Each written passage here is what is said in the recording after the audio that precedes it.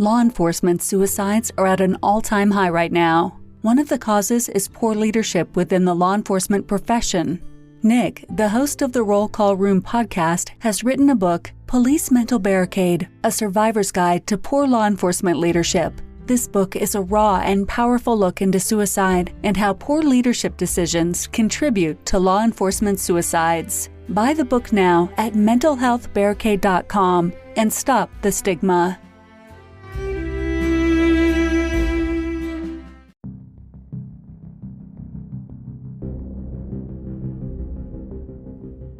The issues discussed on the Roll Call Room podcast do not reflect the opinions of any specific agency. Any characters discussed on this show may be fictional for comedic value unless you're a shitbag Steve.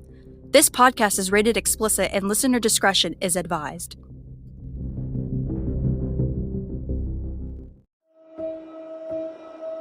When everybody is against you or don't believe in you no more, it's a lonely feeling.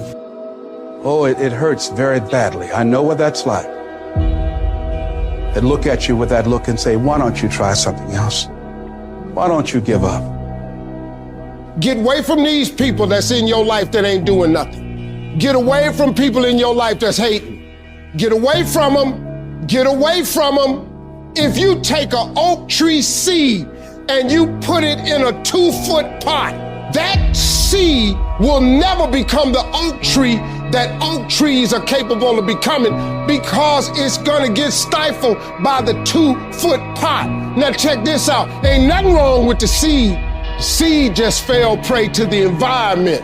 Don't you allow your environment to dictate the oak tree that you become. Anytime you move from being normal to trying to be exceptional, people aren't gonna like that shit. Those normal people, it makes them feel like shit, so they're gonna judge you. And that's why every true leader, they're called weird, they're called eccentric. When you do the things of real leadership, you're gonna be called strange. Get strong enough in your own skin that when people laugh at you or when they throw stones at you, you keep on going. I respect any motherfucker that wakes up every day and work their ass off to live their life and lifestyle. Clubbing, partying, hanging out, that ain't for me. I'm gonna be out here running in the hot sun, practicing. While everybody else is clubbing and hanging out, you got your focus right.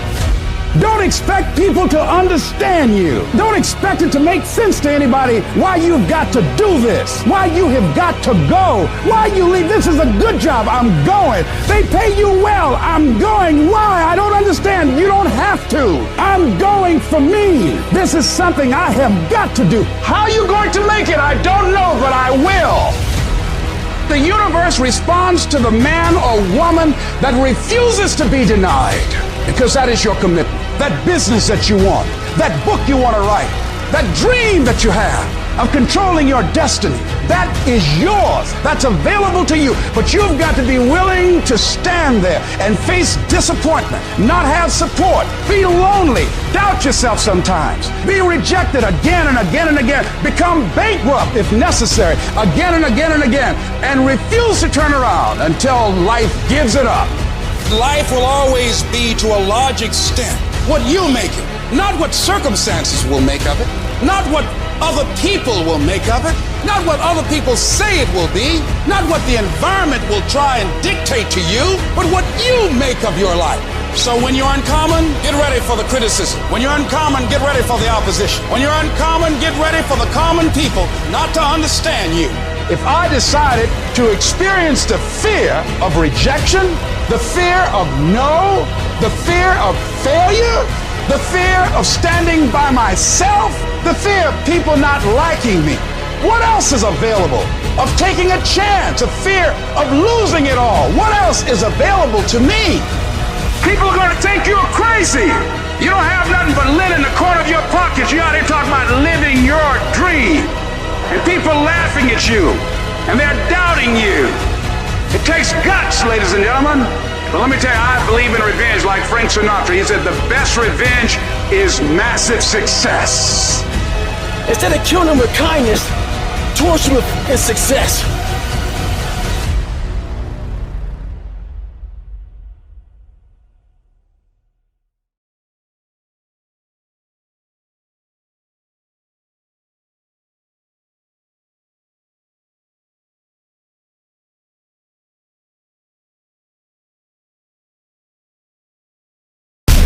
You're listening to the podcast that changed the game and rocked an entire profession. Talking about shit in law enforcement that keeps poor leaders up at night. When others run scared and hide behind fake policies, the Roll Call Room podcast tells it like it is. No bullshit. No matter how hard these thieves try, we keep killing it. And now, here are your hosts, Nick and Mike.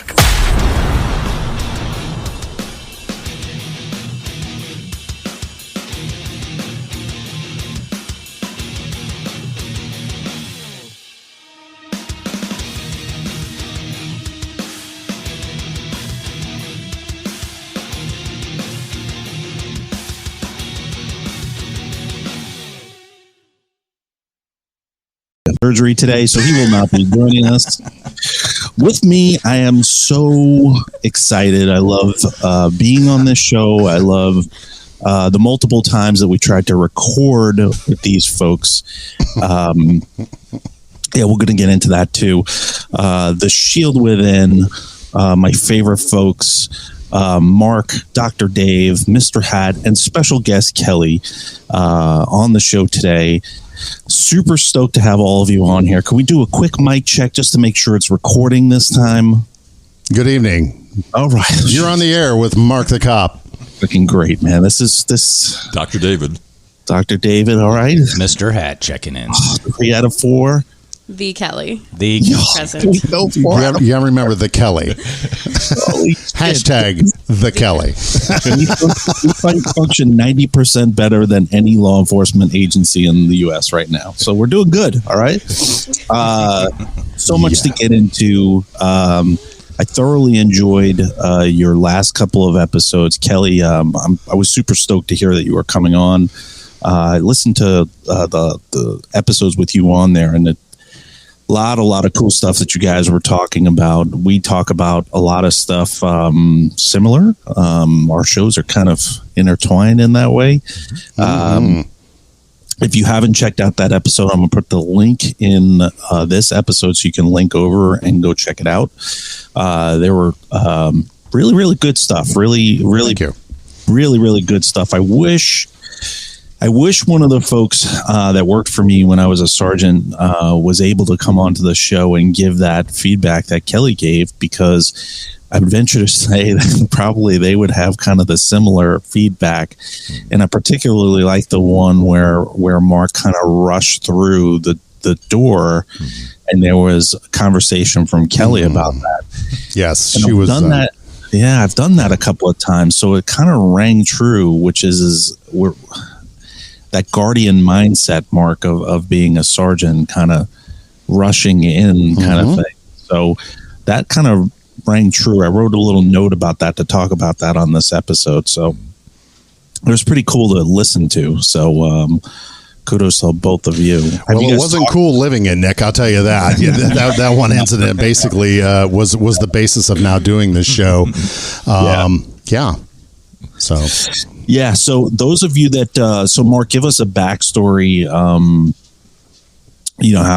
the Shield Within came about, and what people can expect on that show. Great question. I'm going to talk just a little bit, and then I'm going to refer to my esteemed colleague here, Dr. David, because people would rather listen to him than me, and that's a lot of the feedback I got just yesterday from Captain Fabulous, and I had dinner, and he'll be a guest on here, and he knows who he is. But he's like, Mark, you need to shut the fuck up more and let Dr. David talk and stay on the therapy and quit bitching about your department. This is a healing show. So I'm like, oh, okay. Well, don't fucking sugarcoat it. Tell me how you really feel. But how this came to be was I was Dr. David's client. In 2006, 2007, I had experienced, and I had no idea what PTSD was, and I was basically losing my shit, and I had my first suicide attempt. A friend of mine, I called him, we're going to use his name, Brian Gray. We love Brian. And Brian was a client. and he said, "Bro, look, you need to see my friend David." And he gave me his phone number, and I called David, and took a little while, but then we started speaking. So David, go ahead. Well, Mark climbed the stairs of my office and turned the corner and found Father Time sitting in an office. He was a bit taken aback, but worked through that quickly. And we made a really nice connection real quickly. And it was real obvious at the end of the first session that this was a gentleman walking around with some unresolved trauma. And it was quickly determined that that's where we were going to end up, was doing trauma resolution work. Along the way, we did a lot of other stuff too, to get his head in the right place and get his life back in gear and help him start feeling good about himself before we can start doing the trauma resolution stuff. And then my life changed a lot, and I ended up in Florida, retired from my practice, and Mark and I stayed in touch. He came down to Clearwater. We had lunch one day on a beautiful day, awesome restaurant. And we just started shooting the shit, and he had just had COVID. It was an interesting time in his life, and I had just gotten dumped by my wife of 20 years, so it was time for me to do some changes. And Mark said, "Dude, we need you. You need to get back in the game." So I did not have any interest in reactivating my license, so I decided to do some coaching. Came north. Mark said, "I'm going to fill your appointment schedule." Okay. And he's done his best to do so. And That's true story there, yeah. Several weeks later, he said, "How would you like to do a podcast?" And I'm like, "Cool. Yeah. I like that idea." Did you know what a podcast was? I did. I've been listening to them for probably about 10 years, yeah. I'm not trying to be a smart ass. I just know that a lot of people are like... That's a fair question. With this old guy right Yeah. So I was real excited, and we worked on, the framework, every part of it, and it's grown into something that's become beautiful. So let me ask you something, Dr. Dave. Was Mark your first, cop that you... No. Okay, so you've had experience with how fucked up we are. In general, I don't mean to sum it up that way, but that's pretty much how it is. That nails it. Yeah. I'd had several paramedics and families and children of paramedics. Okay. And I'd had a long relationship with the services in the county that deal with developmentally disabled or mentally retarded people. And one of those dads was a fireman. And so I got to know him a little bit. And then I had a highway patrolman come in, and his children became my clients. So one by one. And by the time Mark walked in, I'd had half dozen, I don't know. And that includes some Afghani and Iraq vets too. So for when you were treating the firemen, was it tough to keep them awake? What'd you say what was that thing you said David ought to be doing, Nick? That is such a great bit you said. The ESMR sex stuff. You naughty man. I will set up that OnlyFans account for you, man. Just talking. Yeah, just talking. But the fireman probably was tough to keep awake, and then you had to constantly say it was clear and feed them. He had to have a catered lunch in. Right. And across the lounge. We love Donnie. Don't get mad, Donnie. That's going to be edited out of this. No, You got to leave that. No editing here at the RCR. That's right.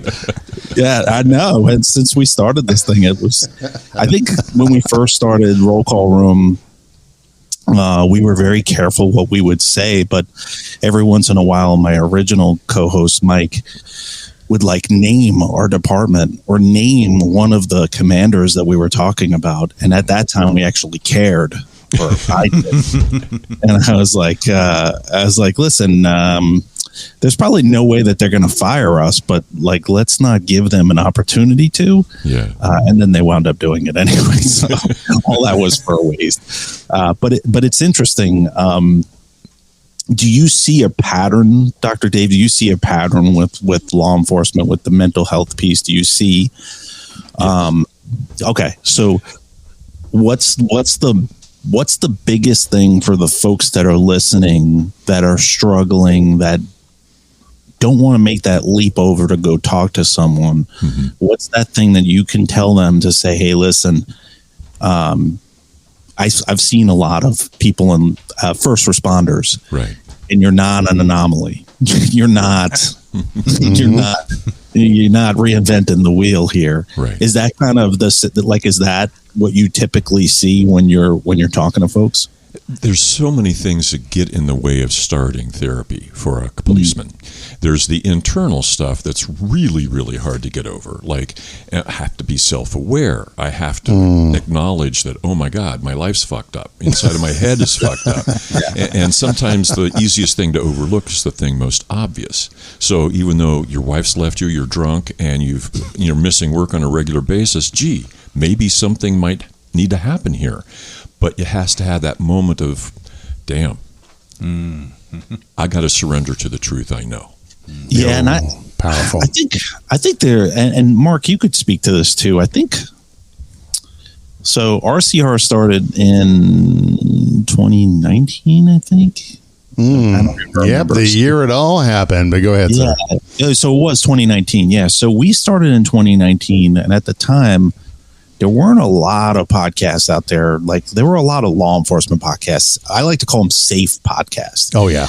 You know, they'll talk about like equipment, and they'll talk about how great the job is and how this is a calling and all this other stuff. But there was nobody out there that was going, leadership is fucked up. What? Nobody was really burning bridges. No, they weren't. No, they weren't. Who was the guy? They are ablaze right now. Oh, they are ablaze right now. Absolutely. And we're the firemen. Nowhere to be. So, Kelly, I listened to your episodes. I was my wife was in the doctor's 8 hours, by the way, which was absolutely amazing. And so I was listening to the episodes, and I like to catch up on my podcast when I'm traveling too.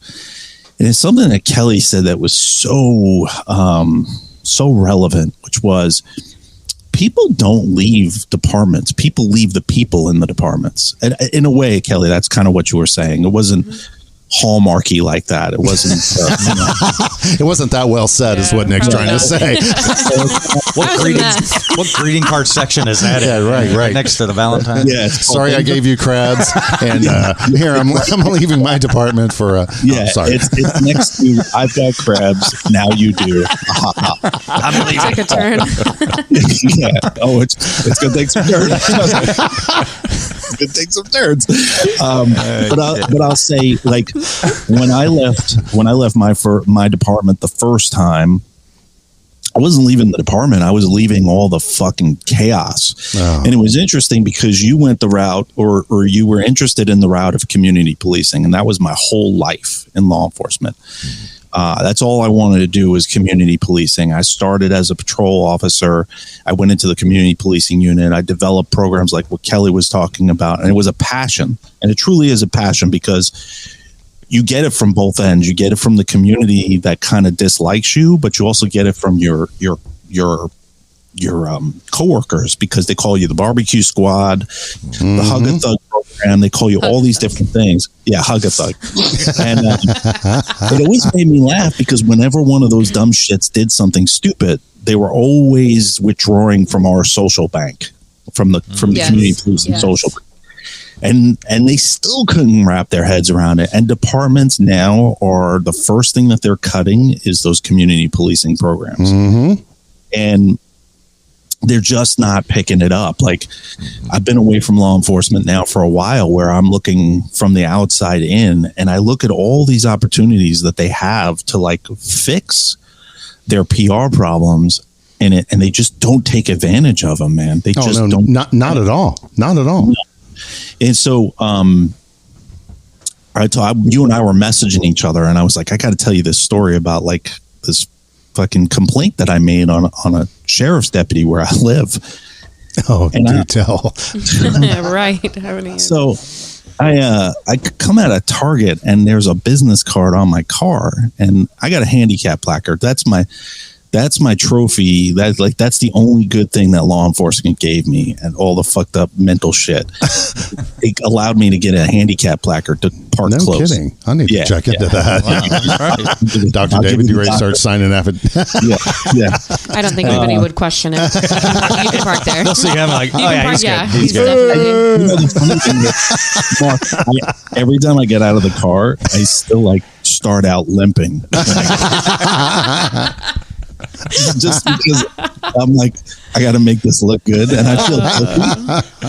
So I come out, and there's this business card on my car, and I'm like, oh fuck, did somebody? And I just had gotten a new car, and I'm like, fuck, did somebody hit my car and drive off? And it was a sheriff's deputy's card, and we used to leave them all the time, right? Kelly and Mark and everybody. Yeah, Hey, some dumb shit hit your car. I didn't want anybody calling me. Yeah, Mr. Had just towed your shit. This is where you find your fucking shit. Right. Green tag it and come back in 15 minutes. Yeah, I gotta get coffee. I'll be back. So I turn the card over, and it says, my plates are a different state than where I live, and there's a reason for that. And so I turn the card over, and it says on here, hey, for your information, your handicap placard is not valid with your out-of-state tags. And I'm like, right. And what? So I'm really angry at myself because I looked at it and I was like, holy shit, is that really the law? And I was you're only handicapped in one state. I know. I'm like, wait a minute. You're only 49. You are not handicapped. Right. You're fine. You're fine. Keep going. It took me a freaking minute because I was like, that kind of makes sense. It's a Virginia handicap placard, and I got out of state. And then I said to myself, wait a minute, what if I rented a car and the car had Arizona tags on it? I couldn't use my handicap placard, and then then I was getting. Well, it's like speeding. We're like, well, I'm from Wyoming where it's 90. Yeah, I'm in Ohio and it's 65. Well, I'm from Wyoming, so I should be able to get 90. That is not the same. You're dramatic. How dare you? I write a lot of tickets. I don't know this parking shit. I wrote a lot of handicap tickets. Yeah. So my car that I have has 360 cameras around it. It's got cameras on the side and everything. So on your Toyota Corolla? Yeah, that's amazing. I didn't think they had those in 87. It starts with a T, but it ain't Toyota. Oh, Mr. Bougie here. All right. Yeah, it drives itself. Anyway. Okay, then why do you need a placard in it? Shush. Fair point. That's a good point. Kelly for the score. It's Kelly from the top rope. 10 feet to the front door. That's why. Yeah, true. So I look at the cameras, and of course I find this. It's not even a real sheriff's deputy. It's a volunteer with the traffic unit. It's the Dwight Schrute of policing. I've never seen this before. He's dressed in a full deputy's uniform, so it's like kind of like auxiliary with no gun. Yeah. Oh God! No, he's a holster full of cards.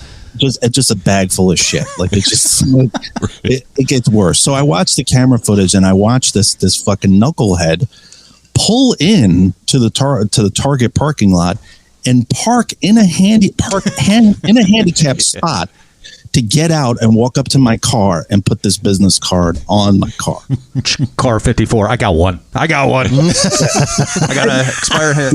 Marcus this gets way, way, way worse. So at first I called dispatch, and I'm like, hey, I need to get in touch with so-and-so. I'm trying to get a hold of this guy to kind of educate him. And they're like, well, he's not even working today. And I'm like, this is getting bad. Oh, boy. So I said, wait a minute. He just left a card on your car, but he's not on duty. What I said. So the dispatcher's You're like, never not on duty. He's doing the Lord's work. You leave him alone. Yeah. And he's driving a marked cruiser, too. Like a marked fucking cruiser. Holy shit. And no gun? Yeah. No gun, bro. Stupid. So my camera also catches him pull up to a car that's parked in the fire lane in front of Target and do a traffic stop on it. I got another one. Was there any women around here he was trying to impress? What's he doing? Wow. I don't know what the fuck this dude was doing. So I said to the dispatcher, I was like, you know what? Just have the supervisor on duty give me a call. And so like 4 hours goes by, no phone call. I'm like, all right, cool. So I go online. I make an online complaint. The next day, this volunteer from traffic unit's supervisor calls me up. Never identify myself as former law enforcement, and I wasn't going to. Mm-hmm. And I can see why the citizens have such a problem with law enforcement, because this was the type of treatment. Mm-hmm. So I get on the phone with him, and he goes, well, what's the issue? I read your email. What's your issue? What's your concern? Are you concerned that you're going to get points on your license? I go, no, there were no tickets issued. Why would I be concerned about that? And he goes, well, then what's this about? What's the problem? I'm like, well, I wasn't going to mention this. I said, you need to educate the person who you have working for you, because these are revenue generating tickets. They're $500 a click. So if he's writing these tickets and he doesn't even know what the law is, you're going to have a major problem on your hands. Mm-hmm. And he goes, well, why don't you let me worry about him and you worry about Well, all right there. Yes, sir. Ace. No. So are you worried? You should be. I said to him, I was like, hey, buddy, this really isn't going to go anywhere. Why don't you this is a first sergeant. I said, this really isn't going to go anywhere well for you. I said, why don't you have your captain give me a call? He goes, my captain? I said, yeah, there's no need in talking to you, Lieutenant. I said, just have your captain give me a call. So the captain calls me like an hour later, and he goes, listen, first off, I want to let you know that the guy was absolutely wrong. That's not what the law is. I go, I know that. Hence my call. I know that. Yes. I said to him, my question is why was he approaching my car and doing that? And he goes, well, he's not even authorized to write parking tickets.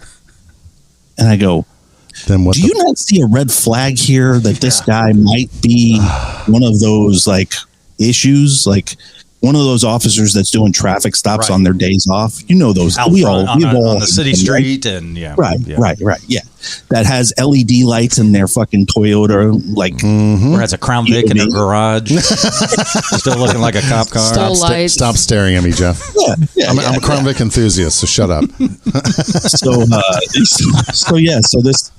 this captain's and I said, and then he parks in a handicap spot to put this thing on there. And he goes, well, how do you know that? I said, I have it on video.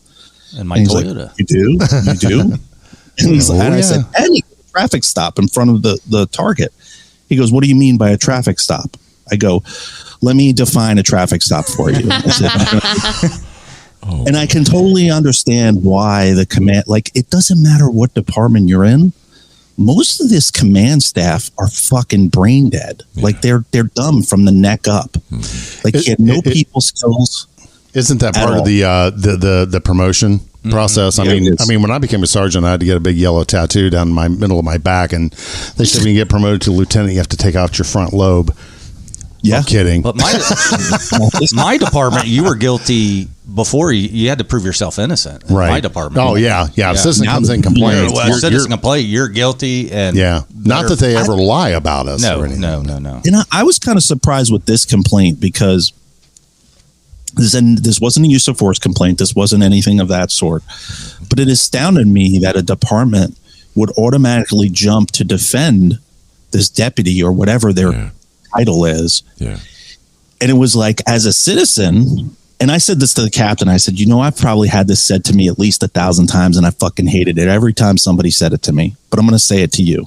I know what you're saying. It really pisses me off that I'm saying it to you. But as a taxpayer, it fucking pisses me off. Yeah. So why did you do that? so you give up the ghost that you were formerly of? Oh yeah, I finally did. And of course he was like, from what agency? I go, what does this matter? What does it matter? I said, Disney World Police. What does it fucking matter? DWPD on the scene. Everybody's happy. I was so fucking hot over a fucking handicap, over a fucking handicap parking. But I thought about it afterwards, and I'm like, this is the reason why that citizens are having such a hard time with law enforcement, is because we have this, or not we anymore, but there's a culture of just absolutely zero fucking customer service. There's just no fucking care in the world. They just don't fucking care. Right. And that's why I was shocked with the Memphis 5 and everything, that it was so fast the way that they handled it. Then again, there was some pretty fucking damning video. You know, like, oh my there's gosh, that. yes. There's that. Yeah. This poor sucker that got fucking fired. The sixth guy. I don't know if you saw his charges. Like, No, I didn't. Fucking violation. You didn't see his charges? No. It's the fucking worst charges in the world. This is the guy that stayed behind with the car that tried to tase the gentleman that passed away. And he stayed with the car. And they fired him for like uniform like violations. Oh, good Lord. Some shit like that. Nothing like good is ever when you're the sixth man in. You know what I mean? No, are they? He can follow. Yeah. At least he can follow. But he also, you have to look up his picture, his graduating picture. He's got the Jeffrey Dahmer's glasses on. Oh wow. Who didn't know that this officer was? He had no idea what the fuck was going on. I'm gonna sit here with the car, guys. I got it. You look at his fucking glasses. You're like, hold up, that fucking dude's got 3 prostitutes in his fucking basement. It's fucking terrible. But yeah, I mean, I went on a tangent about that, but like, it's just it amazes me that law enforcement is not catching up. Like they're not. They're still stuck fucking from like before Ferguson. Like they're still stuck in that era, and it's not changing anytime soon. Like in my old agency, they just did a round of promotions, and they're all fucking douchebags. Like it's just a fucking perpetual douchebag circle. Well, it's like, yeah, but here's the problem: you're training. If the number one guy at the agency is an asshole, and the number 2 guy agency is going to learn from the number 1 guy. It's perpetual assholism, and anyone that steps outside the line that wants to come up with a fresh new idea, what happens there, Nick? Oh, they're crushed. I mean, do you agree with that, Mr. Hat? 100%. Yeah. Oh yeah. How dare you? Or if you fucking start a podcast, maybe exactly. Maybe if you write a book or 2, you know, they don't like that. But thank you for doing and having the fucking cojones to step out and do that, because I can tell you, I instantly connected with your show, and I was a midnight supervisor. I could not wait for your next episode to drop, because, you know, my guys are like, what are you doing? Listen to Roll Call Room? Hell yeah, I am, because there was a certain spot in the city where, you know, it was pretty busy, and Mr. Hat and I used to door up there all the time. But, you know, they knew that when the Roll Call Room was on, don't fucking bother me, because I'm doing my shit there. But you were trend setting, and you were touching people's lives. You did mine. I mean, you helped me get through the last 2 years of my career, just with the insight and the thought process of, look, just because these guys have a bunch of acronyms after their name doesn't mean they're smart. You know, because most of them are, the only way they can exist is in government. Yeah. Because if they had to actually survive in the real world, they would be fired, or they would never make it out of the entry level, because these guys are just stones. They wouldn't even make it past the phone screen to get hired at the company that I'm at right now. Oh, I believe it. Now, to be fair, this isn't all agencies. No. There, sadly, it used to be probably 30% was those toxic people, but as we are leaving the job, those toxins are rising to the top, kind of like 100%. East Palestine. Yep. But so now, you know, my friend with the FOP, that he's a contract negotiator. He said his rule of thumb was probably 50% of the departments out there now are run by toxic leaders, which is appalling. But I like to try and celebrate. Higher. I'm sorry, you think it's higher? I think it's way higher. Well, I think it's way higher now. And our listeners should now chime in. Yeah, because now we're passing around chiefs of police like peace pipes. Yeah. So, you know, I'm glad you're coming. I'm glad you're bringing that up, because I really want to hear your take on that. But let me finish out this segment, which is I'd like to try and celebrate the strong leaders that are out there, because there is truly some good strong leaders that are still there, and I appreciate each and every one of them. Yes. Go ahead, sir. And I can't even imagine what it's like to work in those agencies where you're surrounded by. Well, no, I can't imagine, because I've done it. I was going to say, Nick, I think we did it. I got the shadow box right here to fucking prove it.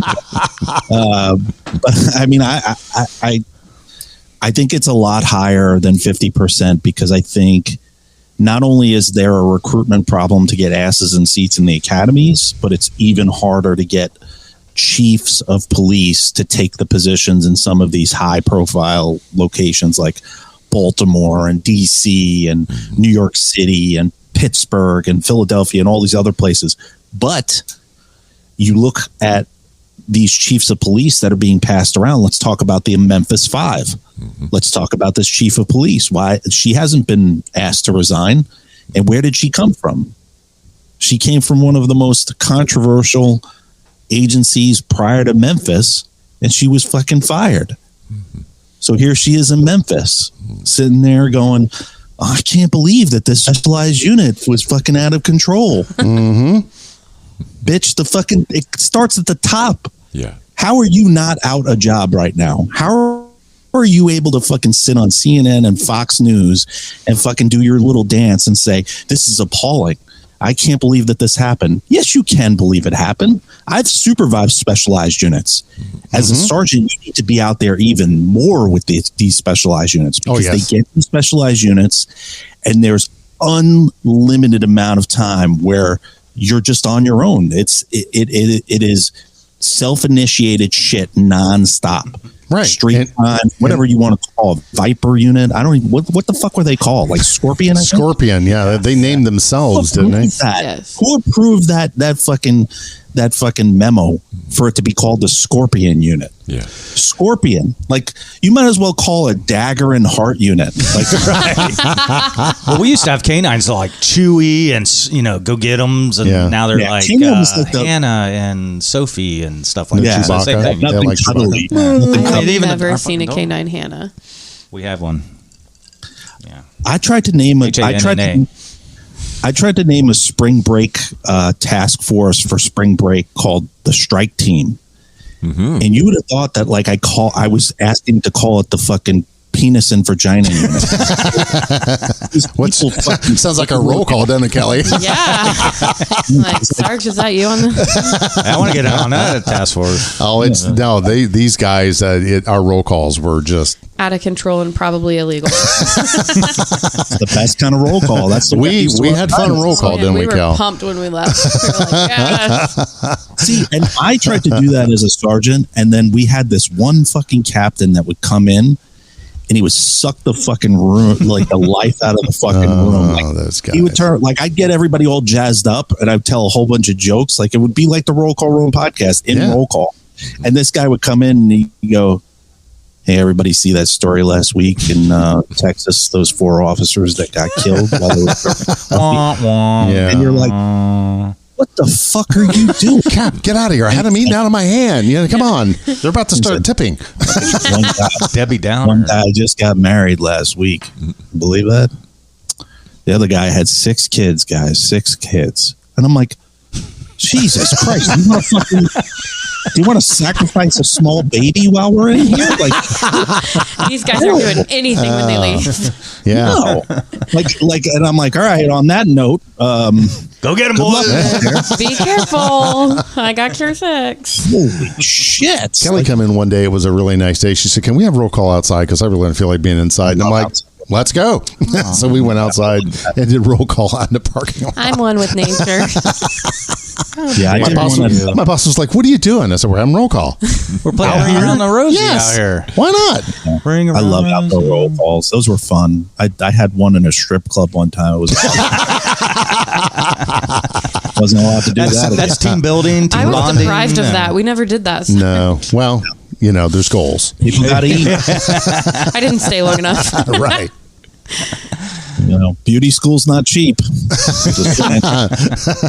That's nursing. They're all working on their nursing degree. Orders hurt. But yeah, I mean, I just out of the Memphis 5 thing, like I know a lot of people reached out. We haven't done a show in a while, but a lot of people emailed and they were like, "When are you going to do a show about the Memphis 5?" And I was like, and then the ones that I did answer, I was like, I mean, what could I say? What could I say that I haven't said in like 4 years? Like, what can I say? Right. Here's what I can say about it. Where were the white shirts during that whole fucking thing? Where was the supervisor? And I said the same thing about the George Floyd thing.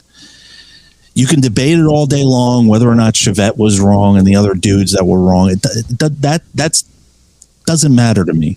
What matters to me is how long did it take for a stripe to get there? How long did it take for a white shirt to get up there? Because I know as a sergeant, and you guys can interject in this, I know how my people sound on the radio. Mm-hmm. You can't tell me that Derek's voice wasn't fucking 16 octaves high.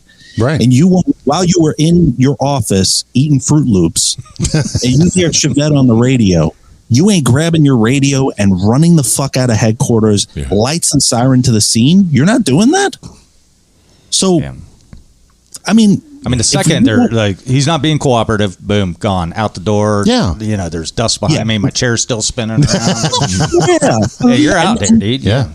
All it took was for a supervisor to tap Derek on the shoulder and say, dude, take a walk. Yeah. Go take a walk. Go get a fucking Snapple. Yeah. Sit him up. Go get him a bottle of water. You. Get him in the car. Get him the fuck out of here. Right. And instead, they just let it play out. And the same thing with the Memphis 5. Like, you knew you were in pursuit of a car, right? Where's the supervisor? Where's the watch commander? Where's somebody that's some sort of authority to say, what charges do you have? Reckless driving. Get him. Get him. Really? Discontinue. Really I mean, unless it's 4:30 in the morning. Yeah, well, that's right. 3 in the morning. Yeah, and, you know, 3 in the morning. You just fucking. And you're having it's coffee on. with your best buddy in the next apartment. I'm in pursuit. Charges, taillight. Go for it. Yeah, tear him up, man. Good luck. Get on it, Mel. Yeah, there you go. Yeah. Speaking of that, did you ever get a hold of him? No, dude. We need to get him on. Help me out with this. So I don't want to ruin it, but we're trying to get this special guest on from Cops from 1994, I think it was. He was like one of the first. He is my fucking hero. Like, he's equal to Bruce Willis to me. Yes. Old Bruce Willis, not the one that shakes a lot. That's me. I apologize. It's a brand new prognosis from him, so I apologize to the Bruce Willis family. Right. But it is funny. You should let him shake up some milk chocolate and stuff. But anyway, so this guy, Mel, is like, he pulls up next to a car that they're pursuing, and he unclicks his shotgun, and he racks it, and he hangs out the window. I love it. And the driver goes, "Get out of Mel. Get on him, Mel. Get on him." Yeah. And I'm like, that's what made me want to be a fucking cop. Yes. Well, yeah, you're sitting there watching that on Saturday night. I'm like, I want to do this shit. Where do I sign up at? 10 or 9 at the time, and I was like, fuck, this is awesome. You get to do that. And then fresh out of the academy, when you're like 3 hours into a report, you're like, what did I do? Yeah, I don't remember this. I didn't show this in Cops. That's before body cams and shit. Right. So you're like, I didn't really do that. Body cams. Yeah, you're like, oh, fuck that guy. Everything, Camera bro. next to me. I don't know. We still did it. Yeah. Sarge still let us do it. I've heard from some fans. I've heard some techniques about body cam altering while you're fucking. Like, they'll figure a way out for sure. Yeah. They'll figure. They've already figured it. NYPD, they are fucking smart as shit. Like, giving them body cameras is like giving like spring break teenagers. There's Mark in the bathroom again. Oh yeah. I've been known to go take a dump with my body camera on. Oh yeah, and just make it real vocal too. Oh yeah, one of them Taco Bell ones. Set it right there so it's looking at me and they get the grimace all the time. Ooh, this corn is not digested. Yum. Oh, I just took a lieutenant. So yeah. Oh, no offense. This one looks like Captain So-and-so. But I mean, it just. I could talk till I'm blue in the face about that stuff, and I think we've talked about it for years and years and years. It's just that it's not getting any better, and I think the last couple episodes we've kind of told folks that want to get out of law enforcement, like, know your value. You know, like right now, private sector's fucking begging for former law enforcement right now. Oh yeah, absolutely begging, and yeah, I mean, just know your value. Know when to get out. Like, I think that's the big thing. Know when to get the fuck out. Right. Like, and if you know when you're... Go ahead, Nick. I don't mean to talk over you. I'm sorry. No, go ahead. You good. Well, but if you know that you're going to go, set a plan. Mm-hmm. Yeah. If you're not educated, I know that as of the time of this recording, the National FOP was help sponsoring your associates and your bachelors at no cost to the officer. If you're an FOP member, check it out. It's on their website. Our former national vice president, Mr. Jay McDonald, spearheaded this. Get yourself educated. Have a plan. Big time. Find yourself something to do. I know one local agency, they had 4 guys leave and got back into skilled trades. Plumbing, electricity, HVAC, because right here in our area, HVAC guys are making $100,000 a year. Isn't that crazy? Yeah, it is. So why are you working for this nincompoop manager that has the personality of, my chicken cock bottle? My chicken cock bottle actually has more personality than that does, but it's really just because the name is so cool. But educate yourself. Have a plan. If you don't have that education done, you can tough it out. I mean, Kelly, how long did it take you to get your bachelor's degree working with me? 5 years. 15 months. Okay, There you go. That's real. And we were 6B to 6A. I encouraged her to complete her degree, and I told her that I would help her with time on shift to be able to do it. Now, we were the exception, not the rule, but at the same time, she was still accomplishing what I wanted her to do. I gave them shift expectations. Here's your job description, but here's what I expect of you while you work for me. And I just reduced it to writing. And it wasn't ridiculous. I mean, you worked a 12-hour shift. You should be able to put 2 cars on the curb. That's all I asked. Yeah. What?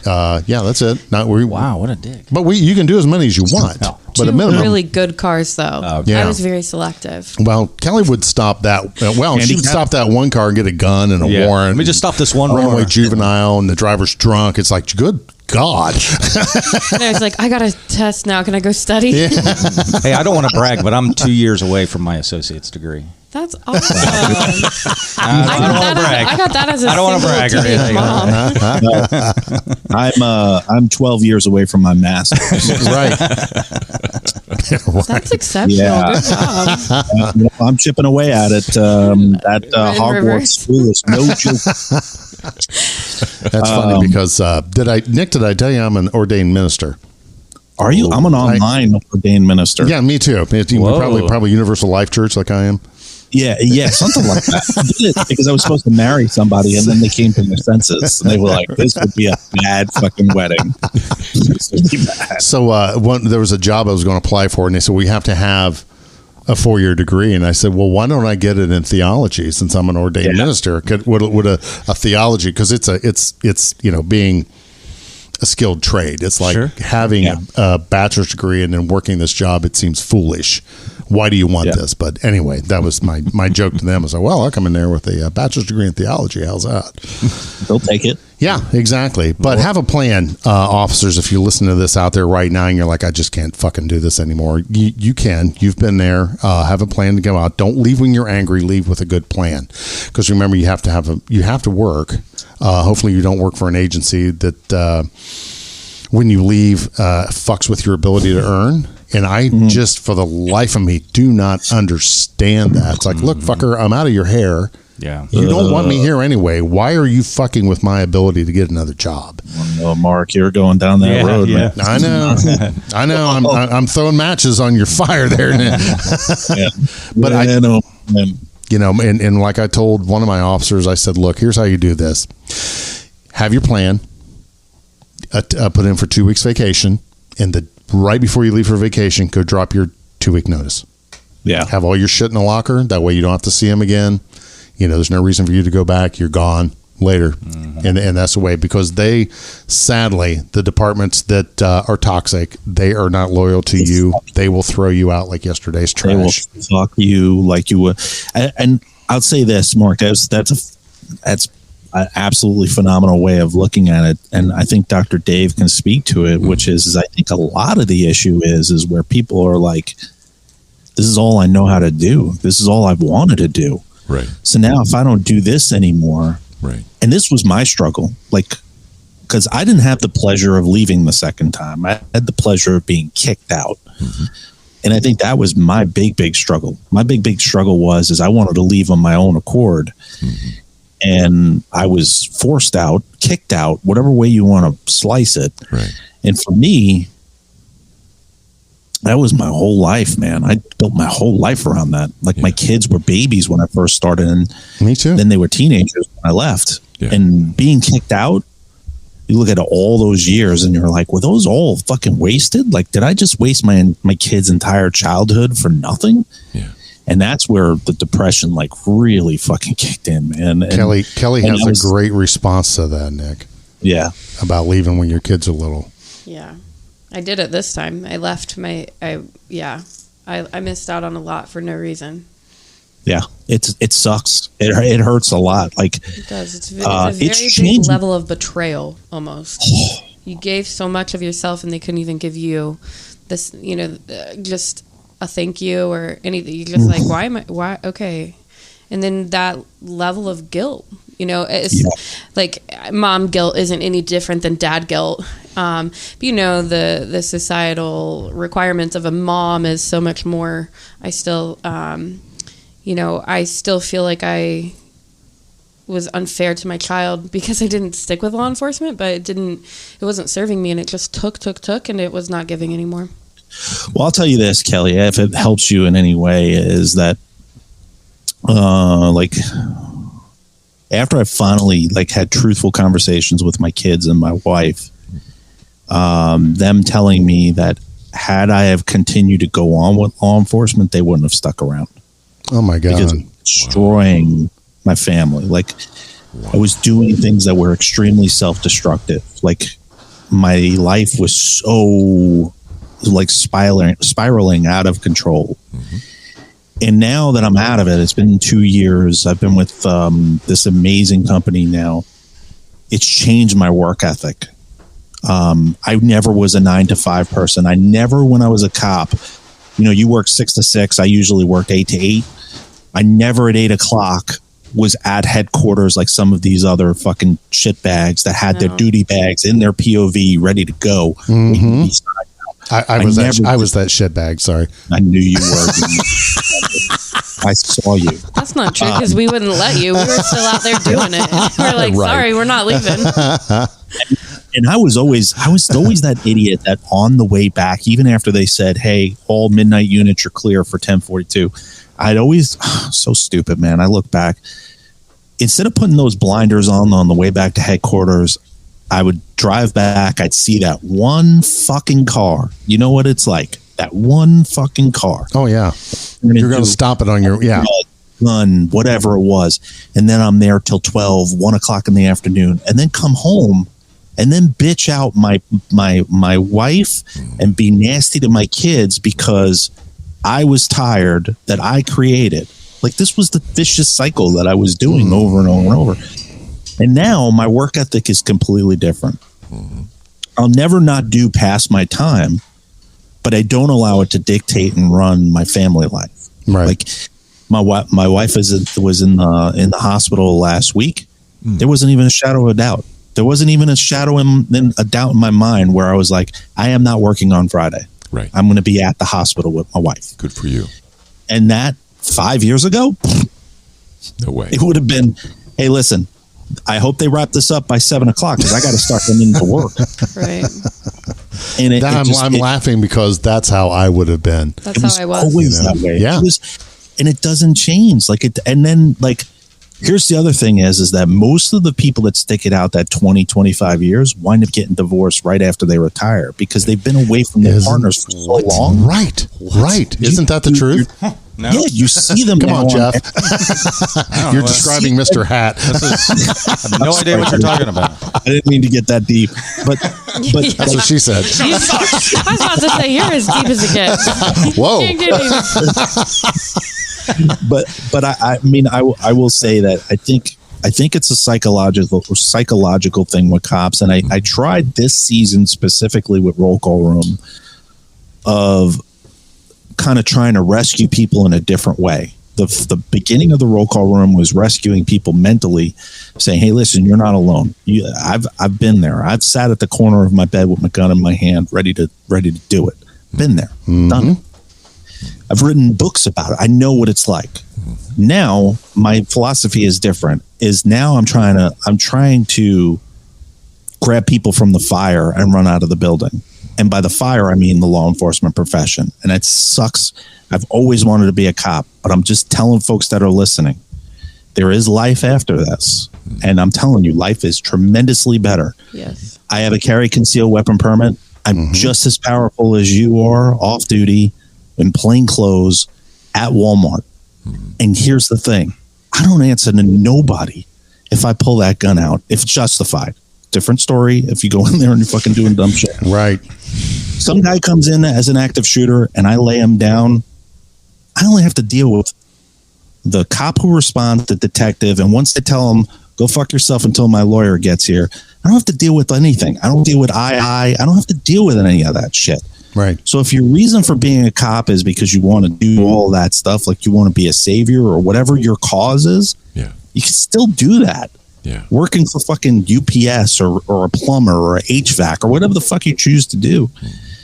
And I think that's where it's at. I think the 10, probably 8 to 15 year veterans right now in law enforcement are stuck. They're kind of like, this is all I know what to do. Like, I don't know what the fuck to do. And I got to stay for that miserable pension. Look at your pension, though. Like, look at it. Look at it if you stayed at 25. I don't want to look at it. Like, it's crazy. Exactly. Sad. I work for and this. Mark and I talk about this offline, and we text each other. Mark knows where I work now. I'm sure he's shared it with all of you. I don't care. I just don't talk about it on the air. Bag boy at Target. We've made that clear. Yeah. No, it's Victoria's Secret. No, VS. Sorry. Yeah. Wow. New York City public education right there. Disney World. DWPD. They're hiring. I thought it was your master's program. Howdy, folks. Park's closed. I'll do that all Wally World PD. You pay me $100+, I'll do that all day long. I would too. But the sad part is, and I think Mark and I, you and I have texted back and forth, we've talked about it, is in 4 years working for this company, my retirement is going to be more than if I had stayed with law enforcement for 30 years. Think about that, boys and girls. Yeah. Listen to the words he just said. 4 years. This is probably one of the largest companies in the world, but it doesn't matter. Like, if you go work for another company and you plan accordingly and you use your 401k, once the political climate changes and some inflation goes down and we stop doing stupid shit, then your 401k will be worth actually something. Right. But it's not just your 401k, it's being wise with your money. And cops are infamous for living outside of their means. I was one of them. Oh, yeah. If I had $10, I spent $20. Yeah. If I had $20, I spent $40. It's just retraining your brain to stop living like tomorrow is going to be your last fucking day. Well, but Nick, to their defense, I mean, how many old hats told you that? Oh, and I had the worst role models in my department. Yeah. That were there for 25 years. And they were like, this is the greatest job in the world, man. Where else are you going to get a fucking pension for the rest of your life? Look at the statistics, folks. People that are retired from law enforcement, this isn't everybody, this is just statistics, usually die within 5 years of retirement. Usually die within 5 years of fucking retirement. Kelly. So you didn't even get to enjoy your fucking retirement. You spent 30 years. You only get to enjoy it for 5. It's crazy. Yeah. Tell that story from DC. Share that. You don't have to give the name, but share that. I can't remember if it was my first year or second year at DC. Maybe I think it was my second. Yeah, DC for Police Week. So we were at DC, and there was a wife, and this was like extremely moving for me. So obviously, law enforcement was my first professional career, where I was actually making money, and I was able to take my family and do things. But I was fully committed. Every overtime shift, I was signing up for it. The school details, I was signing up for those, and I just put my family completely on the back burner. But anyway, so we were in DC, and this wife gets up on this stage, and she talks about how I can't remember how much time he had left. He was about to retire, within 2 years. Very close to retirement, and he was killed in the line of duty. And the wife, like in tears, was saying, we saved up for retirement. We saved every dollar for retirement so we could live our best life in retirement. And he was killed prior to, it wasn't his last 3 years because it happened like back to back to back. These were guys that were getting killed in the line of duty. I remember because this really moved me, but she said, I have all this money and I have no memories with my husband. And my children don't have these memories. And all we have is a lot of money, but we don't have anything else that we can, you know, really just kind of keep his memory alive. But our bank account's full. And, you know, that to me was like, okay. Yeah. You know, and it's very humbling. Yeah. And I was still really early in my career. So I listened to the things that these survivors were saying. And, you know, that'll never be me. Was that what you were thinking? Yeah, absolutely. Because I'm like, I'm gonna book a vacation tomorrow. Like I'm getting back from DC and we're going on vacation. And so that it will never, like the way that she said that, I will never leave my mind that you don't. Tomorrow is not promised, especially in law enforcement, and that pension is not anything to call home about. No. See, the end of my career, I was like, I'm going to be that guy. I'm the one that's going to get smoked out there on the highway the last 14, 18, 24 months. I was like, complacency. This. I remember this like yesterday. Jeff had 5 days left, and he's texting me, and he's like, bro, I'm on this fucking grinder. I'm at this goddamn place on the interstate. And I knew right where he was. And he's like, and these fucking cars are whizzing by me and they ain't slowing down. This is how I'm going to go. 5 days left. He's like, here it is, man. Here it is. That was terrible. It was like that looming cloud over the last 3 years. Because I read some statistic like early on, and as I'm starting to retire, like, I mean, I'm paraphrasing, but it was something like 54% or 58% of people eligible to retire were being killed in the line of duty because people were staying longer for the drop programs and all this stuff just to get a little more money on the backside and getting smoked or shot and this stuff. And I'm like, dude, that's how I'm going to go, man. That's it. But the crazy thing is the ones that stay for the drop, when you look at what your monthly increase is for those 3 years or whatever your drop is, in ours it was 3 years. It's like an extra like $150 a month. Yeah. You couldn't get me to fucking do 3 extra years for $150. I wouldn't do it for $1 million. I wouldn't fucking do it. Like the second I could, I'm like, I gotta fuck out, dude. Ours was a little bit higher. Yeah, these guys were banking. Bank, here in Ohio, you actually physically retire. They take the amount that you're getting paid from your retirement and they put that in the account and your current working contributions and the city matching. Mm-hmm. Yeah, so all that goes in. So some of these guys will do 5 to 8 years, and they're like banking more. Hey, dude, I'm gonna have $2.5 million. Yeah, but I have a gun in my mouth. So what? I mean, what? Yeah. What? Right. What's the mental health value to any of that shit? And that's where I'm like. They're like, dude, you can't leave, man. You're leaving all this on the table. I'm like, yeah, but I'm about to jump off this building here. Exactly. So what's the cost? Right. And do you want to retire as a cop at 60 years old and every time you get off the couch, like every bone in your body is brittle? Like, welcome to my world. That was but that was you 20 years ago too. So. Right. Yeah. Like, Kelly, it's interesting because my department was the host department for Police Week every year, and I was on the honor guard, so I used to drive the family to and from the wall. Oh wow! And I'd hear those stories. God bless you, brother. Yeah, that's incredible. Dude, but here's the thing is, and that's why I said to Kelly, I was like, that'll never happen to me motto. Yes. Was I would hear, like, by the middle of the day when passengers would get in the car for me to take them to the wall, I almost wanted to be like, stop. Before you even start, don't tell me any stories. Don't tell me about why you're here. I appreciate the sacrifice, but please don't tell me. You're just so fatigued from hearing all of the stories. Oh my God. And you feel for these families because that's what they're there for. They're there to grieve and they want to tell their stories. Right. But I remember being very naive as an officer. I think I had like 5 or 6 years on at the time. And they would tell me the story and I would be like, never going to happen to me. Mm-hmm. Never going to fucking happen to me. That would never happen to me. And then like as years go on, you're like, yeah, that can happen to me. I just missed that opportunity right there. Yeah. And some of them were just like super, super crazy stories. Some of them were just like, shit that I used to do. I'm on my way back to headquarters. I was already called in. This guy decided to help out a car that was pulled over on the interstate, change a tire, and he gets clipped by a car going 100 miles an hour. Yeah. I did that a million times on my way home, like on my way to headquarters, end of shift. Yeah. And you think about that stuff, and you're like, I'm going to be that guy. And I was always a shit magnet, so it was going to happen to me eventually. Like I just knew it was going to fucking happen. But is it fucking worth it? Like, yeah, the risk versus reward is no longer a valid thing. It's not. And, absolutely. And the municipalities that you work in, they'll mourn you for a little bit. Maybe they'll put a plaque up.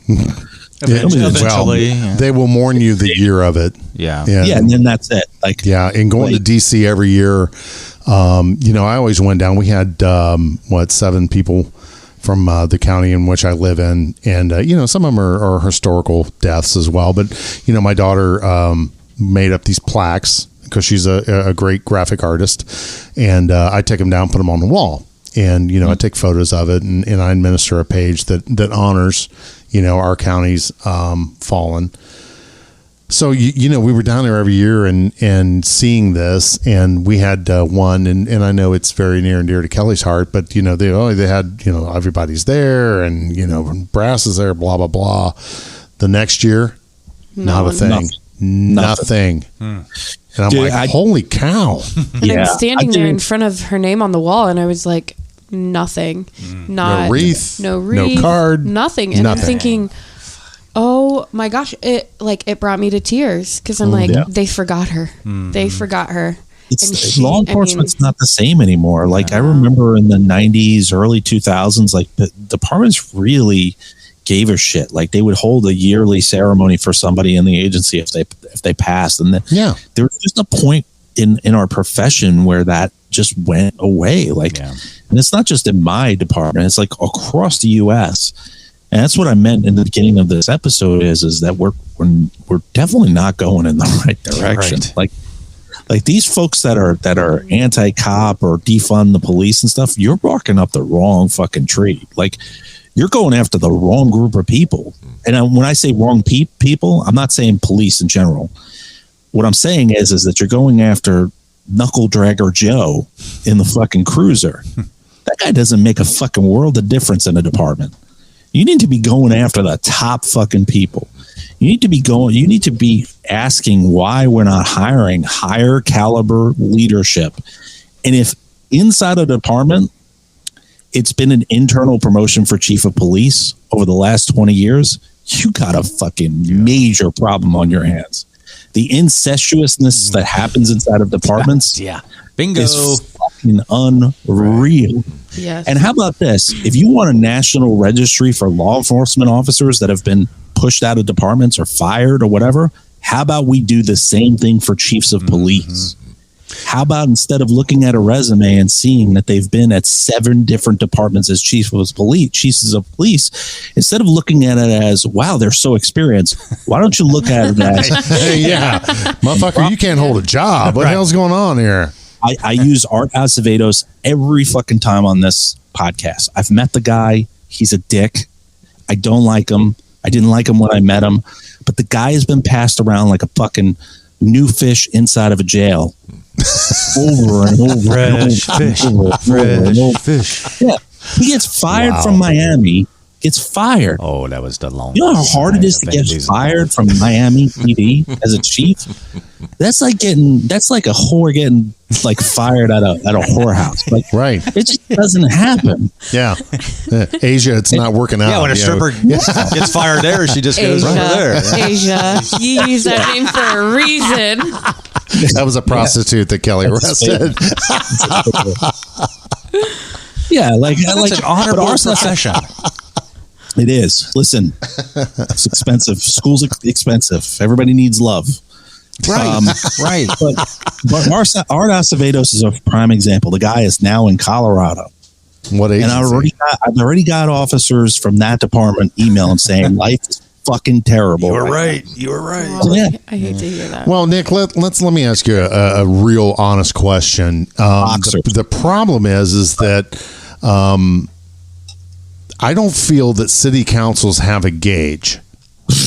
And I don't think there's a gauge out there for them. And, as much as I love and respect the good chiefs that I know, there's also a whole bunch of bad ones. And I think there needs to be some type of committee or action group that holds a standard. And I think a private conversation you and I had, and it really got me thinking. You said, these people should have that a chief of police at a city should have to go through the same rigors and trials as a sheriff. Yep. I think that they should be elected. They should not be appointed. They should have to go out and actually talk to the people. And these people should, and this is your idea, and thank you so much for it. I'm just parroting again. But those are the people, that's a way to pick good community leaders that reflect the values of that community. Secondarily, these councils, look at all these acronyms and degrees and this, that, and the other. Well, he's got to be good. Sure. Well, no, he's not, because there's there's nothing to say. No, this guy's a chump, and he has no business even holding a badge. If you hire him, your officers are going to be running out the door in droves, and it just doesn't seem. There doesn't seem to be an accountability board for that. Yeah. I 125% agree with you that the police reform needs to start at that corner office, not the beat guys. The guys working the street, the grinding. Right. Yeah, those guys want to go be cops. Right. They were like you and I, Nick, when we were kids. How do I go do that job? Yeah. I want to do this. Nobody recruited me to be a cop. Yep. Right. Yeah. I went out. Did some ride-alongs. I'm like, what do I got to do to do this job? Yeah. Go ahead. I never saw a Cops episode where the chief, where they did an episode in the chief's office for a full 1 hour. Right. So, I never saw that. The grinders. And just grind, and just that's what I wanted to do. And Dave, you hit it right on the head, which was like, I'm sorry, Mark, you hit it right on the head, which was like, there's got to be a different structure for a chief of police. It should be a maximum of 3 years, with reconsideration every 3 years. There should be a max. Term limits. Like, I agree. Right. The sheriffs, and I heard an episode where I was talking about it, where it should be an elected law enforcement official. And the problem with that is you'll get like some crony, some hack that'll come in. Yeah. With a political agenda. Yeah. But I almost would rather that than what we have. Yeah. I'd rather have the devil I don't know than the devil I do know at this point.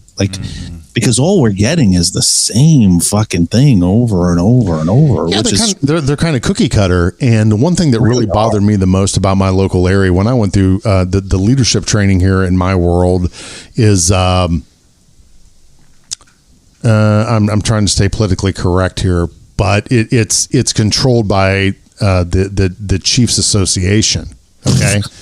You can say as much as you want, but there's a line I gotta walk because of what else what I do otherwise. But leadership training, mentoring is kind of the mentoring is it's just gone away. But in the leadership training, we were shown. They went around the room and said, what's more important, the men or the mission? And I said, my people, 125%, because without them, well, oh no. But so then the lecturer plays the opening scene of Saving Private Ryan. And believe it or not, some people in the room had never seen it. What? So, yeah, believe it or not. And there's some people who's never seen Caddyshack either, but that's a different story. So anyway, kill all gopher. License to kill gopher. Cinderella story. Oh my God! I don't know. Sorry. But anyway, you were doing a great talk there, Mark. I had you there, and then I fucked it up. But when he said, "Well, what's more important there, the men or the mission?" The mission was more important. I said, "That was World War II, and we were trying to save the world. So that is not civilian policing today. Because let me be real clear with you: if it isn't for my people, I ain't shit. Yeah. My people can either make my job really easy, or they can make my job really miserable. So they made it miserable for you? When Kelly wanted to make my life miserable, she absolutely did. And there's days I could have. She'll tell you. There's some days I said, though, your department backed up my department more than any other fucking department I've ever worked. That's because we loved you guys. Because of you. No, it was because your fucking leadership. Like, hey, if these guys are out there on the fucking highway, get your ass out there. Yeah, didn't have to worry about it. Yeah. And then when you retired, I saw a complete difference because you were the only one. And the next guy thank you, Joe. in. No, I'm sorry. I appreciate that. No, but that's not, and people have lost that over the years too. Like, help each other fucking out. Yeah, it's the human factor. Human factor. Jeff, Nick, you mentioned it earlier, is that management has lost that human factor. Oh, yeah. It's policy or nothing. Don't worry about that. Just stay in this low area, and it's safer and no problems. Yeah, and how many times I stood up for my people, and then after I left, some of the people were like, "Well, we can tell you and my relief sergeant are gone." Yeah, it's different. Go ahead. Well, speaking of what you said, Mark, we could get back to it being the mission when we're losing less officers to suicide than we are line of duty deaths. Then we can focus on mission, but it's got to be people now. Mm-hmm. We're losing more to suicide than we are to line of duty deaths. That's a fucking problem. Yeah. And I'll say it for you because I don't care. The IACP is probably one of the biggest fucking scams out there. The International Associations of Chiefs of Police. Yeah. Fucking biggest scam. I see them on LinkedIn and I see them on great magazine. It's nice. They don't even have a good magazine. It's fucking, that's what I use. It's all cherries. Yeah, that's what I line my fucking barricade cage with. My thing is that with them, they're cowards in the sense where I have yet to see them hold any leadership, chiefs of police responsible for the amount of suicides that have happened. Yeah. So any organization that turns their fucking back on the rank and file, you're a fucking piece of shit. Mm-hmm. And the fact that you sit there as International Association Chiefs of Police and every department around the country uses them to interview their chiefs of police now is fucking disgusting. Disgusting. And I've gotten flack from people that work at IACP, and my message to them is go fuck yourself. Right. Man, that's well put, dude. I mean, that's God fucking damn it, Nick, that's awesome, dude. Yeah. Their headquarters is in the city where I was a cop. Right. And all they give a shit about is government funding, grants. That's all they fucking care about. They're all about money. That's all they care about. When cops are clipping themselves at record fucking numbers, where's the IACP? Where's the cops organization? Yeah. Where are they? Yep. Nowhere to be fucking heard. That's what pisses me off. Because when I was at the edge of my bed with my gun in my hands, I didn't have any resources from IACP or even the cops organization. Yeah. But that's where you got to get a group of people. That's where we are at this table, a group of people that I can call on. You need friends. You need a close-knit group of people. Yeah, you need your network. Yeah. And I'll just say this. I was in a crisis just a couple of days ago, and I almost text this group of people we're in, but I called Dr. Dave and said, hey, I'm fucking need help, dude. And this is one of the most, and I fucking retired a year ago thinking, hey, I'm going to retire. Life's going to be great. Life ain't great, but I have a network of people that I can count on and trust, and everybody needs that little group. And it could be a psychologist or a life coach or just a best friend or somebody in your group. Just reach out, dude. Because I almost text a group. But then I knew it was kind of late, and I didn't want anybody to wake up in the middle of the night and see something, an hour later. Look at Jeff giving a shit about me sleeping. No, I know, but I'm just saying. Always text. I'm just saying, like everybody just you can't rely on your fucking department. You can't rely on the chiefs of police. You can't rely on the fucking sheriff. You can't rely on the superintendent of a highway patrol or something. But you got to rely on a friend, a close friend, or somebody. And everybody has that guy, whether you know it or not. You need to take a mental inventory of like, who can I talk to and do it, dude. I've been in law enforcement 30 years and I've been retired over a year, and I'm fortunate that I have a group of people here, and we're missing one at this table that I can rely on. Yeah, FD Donnie. everybody else, and there's a couple others I could. That's not in this little group we are, but reach out to these fucking people. And I almost didn't do it. Almost didn't do it because I didn't want to bother anybody. No, but it's late at night. I don't want to bother anybody, but I was in a pretty serious crisis. Right. And I have a relationship with Dr. Dave from Mark is the one that introduced me to Dr. Dave. And thank God, he answered it with, I don't even think it rang twice. Hey, hello, what's up? What's going on? And I'm fucking standing in the middle of the rain, dude. It was raining and pouring. I'm just standing there, and then boom. So that's my point. Just you can't rely on your supervisors unless you can, like Kelly and Mark. Yeah, I did have that supervisor with Joe Gephardt. And I'll say his name, Joe Gephardt. That was on our show. But guy. A lot of people don't have that, and just do a mental research of people because you're going to need them at some point. Yeah. I'm sorry, I don't know why I got done. No. Jeff, I just wanted to share that. No, that's perfect because that's always been the mission. Like when I started this podcast, it's always been the mission. Right. Hundreds of emails that I've gotten. I got one last week from a guy. He said, please don't read my email on the air, which I would never do that unless somebody said it was okay. But he reached out to me, and as soon as I woke up, I answered it right back. And he was like, I never thought you were going to answer me. Mm-hmm. And I was like, I will never not answer somebody. Mm-hmm. And if it's something that's outside of my area of expertise, which is a lot, I'm going to steer you in the right direction. Right. And it's funny that you bring this up, Jeff, because I wrote my book in 2019, the first one, and I had a business trip to Richmond, which is about 2 hours from where I am. And I hadn't read or listened to my book in almost a year, actually. And so I put it on Audible and I listened to it. And there's the last chapter called Acquaintances versus Mental Investment Brokers. Mm-hmm. Mm-hmm. And that's a good way to put that. That's nice. It truly rings true to what you said. Is there are acquaintances that you see in the hallway, that you hang out, you might butt cars up to each other. Mm-hmm. But those aren't the folks that are your mental investment brokers. Right. Those are not the ones that are invested in your mental health at all. Mm-hmm. And there's nothing wrong with that. Right. But understanding what the difference is. Mm-hmm. And I think that's in law enforcement. I think that's where we get the line blurred, is we're like, oh, no, Jeff's my friend. Like, he's my boy. Like, if I was in some shit, I know he'd be right next to me. Mm-hmm. Or if we were going to do a search warrant, I know he'd be right with me. But that doesn't mean that when you're in crisis like you are at 2:00 in the morning, Jeff's going to be the guy to call. Right. You may call Jeff, and Jeff's like, hey, listen, dude, I just worked overtime. I got to be up the next morning, man. Right. We got to do this tomorrow. Yeah.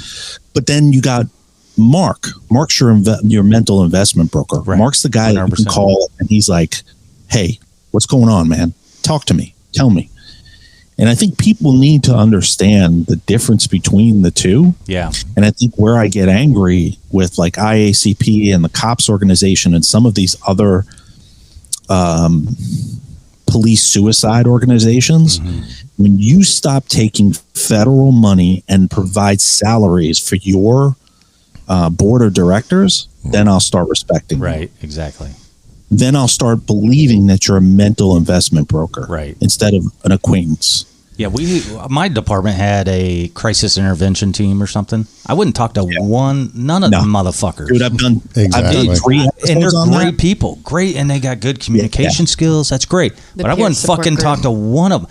I got all their numbers in my phone, but in a crisis I was in the other day, I didn't even fucking think about it. Let me ask you a question, Jeff, real quick. Let me ask you a question. For your CIT program that you have or had at your department, did you have to do a process to get in CIT? There was something, but let me tell you this, Nick, though. I volunteered like 5 times. Hey, who wants to be part of this? And I'm like, fuck yeah, dude. I call, put me in there. I never got a follow-up call, never got anything. And I've been in the shit. I've seen the shit. I'm kind of a fucking people person. Never got a fucking call. But this dipshit that had 2.5 years on, he's a great guy, and he got it. I'm like, I ain't fucking calling you, dude. Right. You write 4 tickets a day. You stop you sit at the same milepost. You do, the same shit, dude. You never seen anything. Right. Why am I fucking because they're safe. And I got looked over, and I don't know why. So fuck that. I've done a couple of episodes on CIT, and majority of departments around the U.S. you have to take a process to get into the you got to take a process to help your fellow officers. Yeah. I think I got like 40 hours of training or something. Yeah, and then I did some veterans thing, so that was like another 40 hours. I did all this shit, and then like, we'll go to this guy over here. Like, fuck you, dude. Yeah, I went through the 40-hour course with CIT as well, but that was more for in our world here in Ohio was for dealing with the mental crazy people, and we weren't dealing with one another. Right. Now, Kelly, you started making a point earlier. What was that? We were talking about the crisis intervention team, and you said the peer support group. Yeah, we call it peer support up here, Nick. That's another thing. Yeah, peer support. Yeah, and some of those guys in there, I'm like, I wouldn't tell you my McDonald's order. Exactly. There's no way I'm going to share with you. They posted it in the locker room, the picture. Yes. We had a list in the locker room of all of the CIT, all of the peer support crisis intervention team, all of their names and their phone numbers. And I remember when I was in my crisis, so I knew the day before what I was going to do. I knew the day before I was going to try and take my life, and I was working, and I was in the locker room, and I'm looking at this sign on the locker, and I'm like, I'm going down the list, Mark, and I'm like, you're an asshole, you're an asshole, you're an asshole. You can't be trusted with a secret. Definitely can't tell you. You're a rat. You're a rat. You're an asshole. And by the time I got to the bottom of the list, I was like, why are these people on here? Like, this is well known that this person documented, like, is the biggest snitch in the department. Like, they act like they're in high school, you know? And I think departments, they do that. They do crisis intervention or peer support as a check mark. Yeah. Because then when an officer kills themselves, they're like, well, we have it here. And as the great Joe Terry has quoted, there's three kinds of departments. There's the ones that don't have any. There's the ones that have it and truly embrace it and work it. Yeah. And the absolute worst is the ones that just give it lip service. Yep. And they are absolutely the worst in the world. Yeah. And I wrote it in one book. I can't remember which one, but I wrote in there that the only way that you can take crisis intervention or peer support seriously is when every member on that team is not obligated to testify in court during a police-involved shooting. Because a lot of these groups, like these peer support and crisis intervention, if you get into a shooting and this person is at the scene and you confide in them and you say, hey, listen, I thought I saw a gun. Right. They're going to be compelled to testify in court. So unless they change the law where you don't, like in Virginia at least, there are certain criterias where you're not compelled to testify in court for an officer, like a priest, union representative, lawyer, so on and so forth. None of those criteria in Virginia is crisis intervention or peer support. So you need to be, and those that are listening, you need to be careful what you're saying to your peer support folks in a situation where you've been in a lethal force or something where you can be prosecuted for, because it will come back and bite you in the ass. Right. Nick, did you have that? I don't know, Jeff, stand by. Did you have that talk with your people? If we have a critical incident, and I always did a little bit of training with my folks. Shut the fuck up. Yeah, there you go. What was it, Kelly? Shut the fuck up. Yeah. Shut the fuck up. Don't get on your fucking phone because your phone could be subpoenaed. That's right. If you dust somebody on the job, I will put my hand over your mouth. I will shove you in a car, and I will take you home. Get the fuck out of here. You go scream into a pillow. Go ahead, Mark. I was so good at it when they pulled me in for my interrogation on my thing that pushed me out of the department. Right. The captain that did my interrogation started to read me Miranda. I was like, lawyer.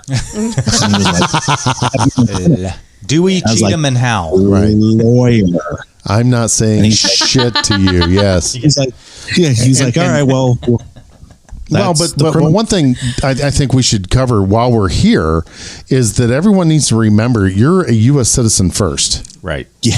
Right. Right. I can get a job somewhere else. Exactly. Yep. So if a cop, And we all know one another, and we all work in the same circles. So if Mr. Hat comes down and says, "Hey, I need to talk to you about an incident," well, I'll be happy to talk to you. We'll let me get a hold of my attorney. But they say, "Hey, this no big deal, Mark. No big deal. Yeah, hey, right. Let's just talk here. Off the record. Off the record. Let's just talk. No, nothing's off the record. Right. And Nothing. everyone needs to remember their rights Right. as a citizen. Do not talk to anyone unless you have an attorney that's worth a At least fuck. get your fucking union rep. Yeah. Well, the yeah. least- For the least.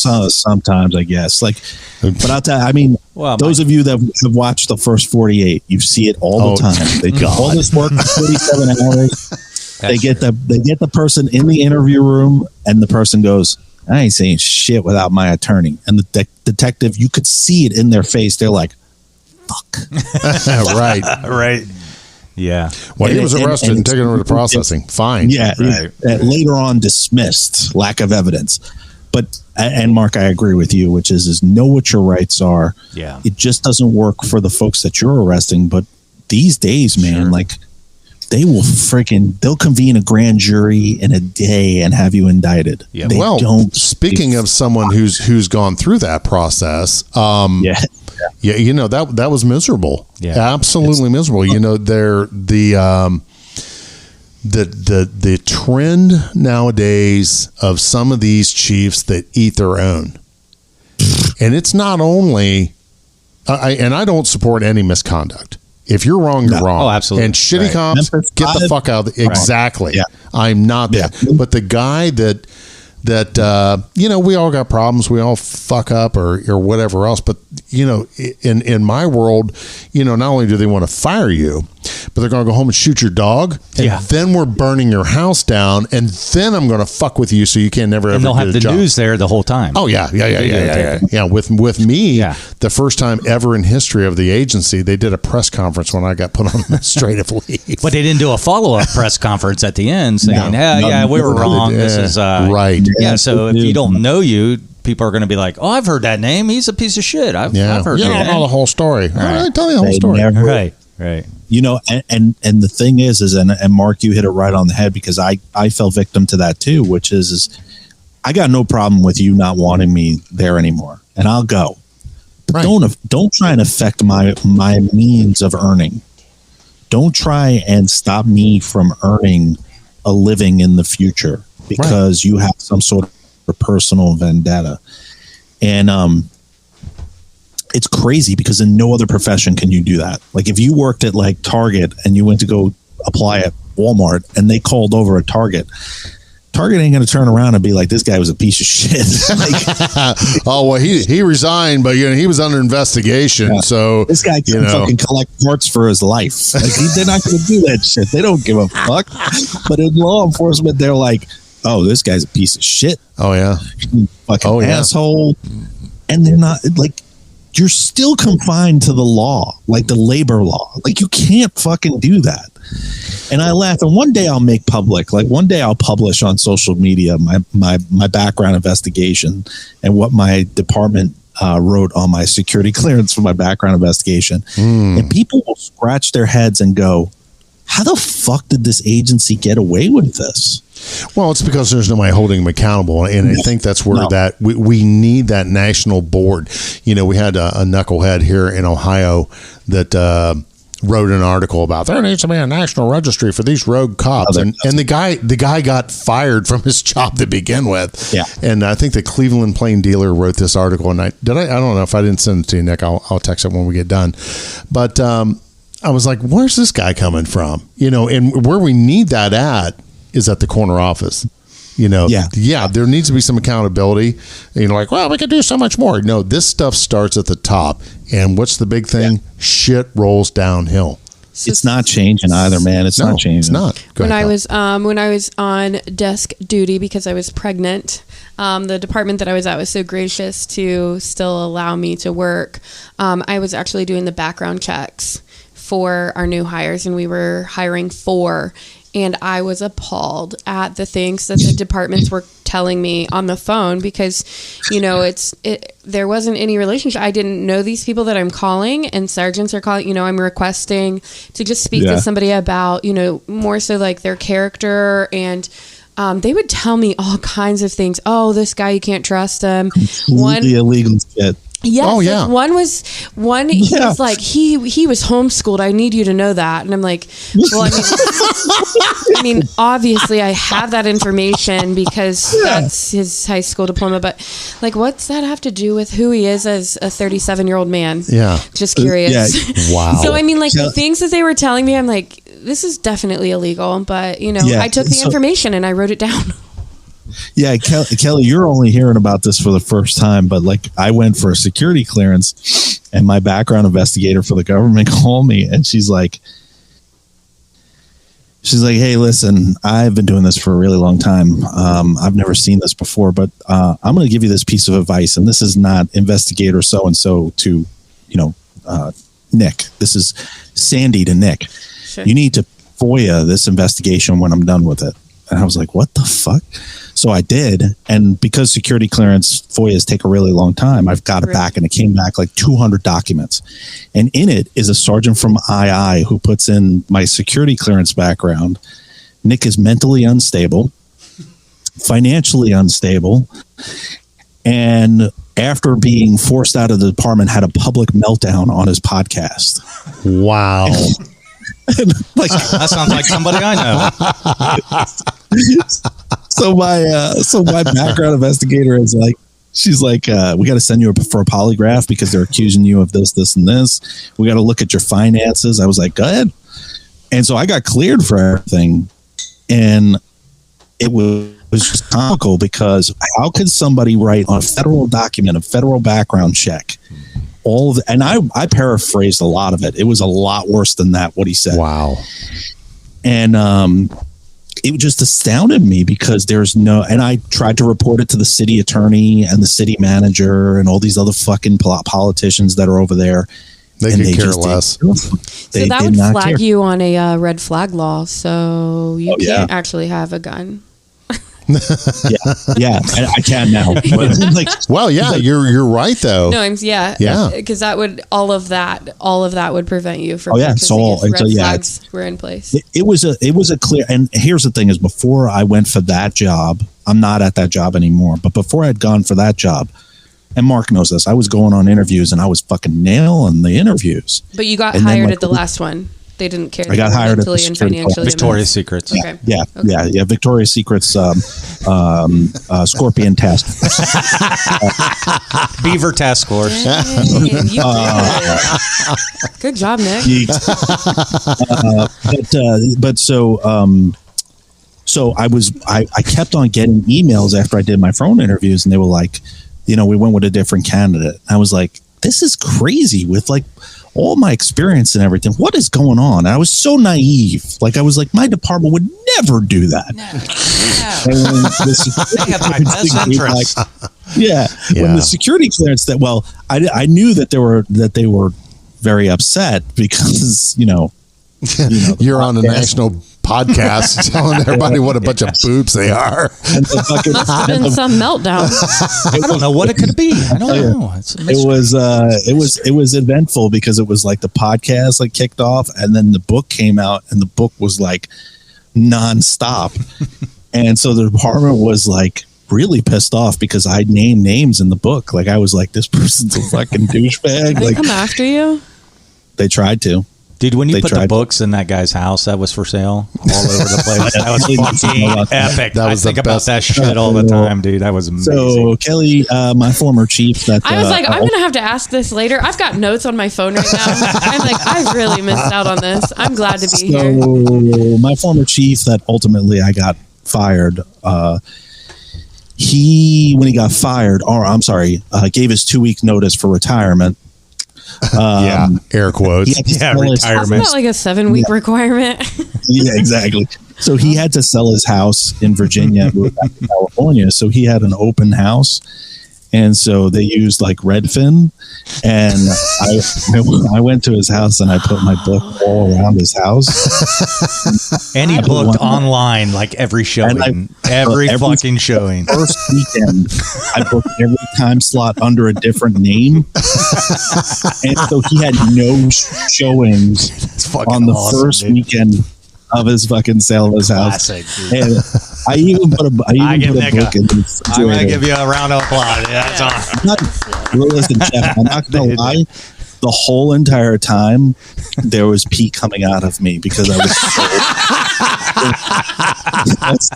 was like, I'm going to get fired. I was like, I'm going to get fired. I'm going to get arrested. I tell you this, the only thing I regret not doing is taking pictures. Yes. So think about how much mileage we get out of that today. Yeah, that's odd. That's one of my favorite stories of all time.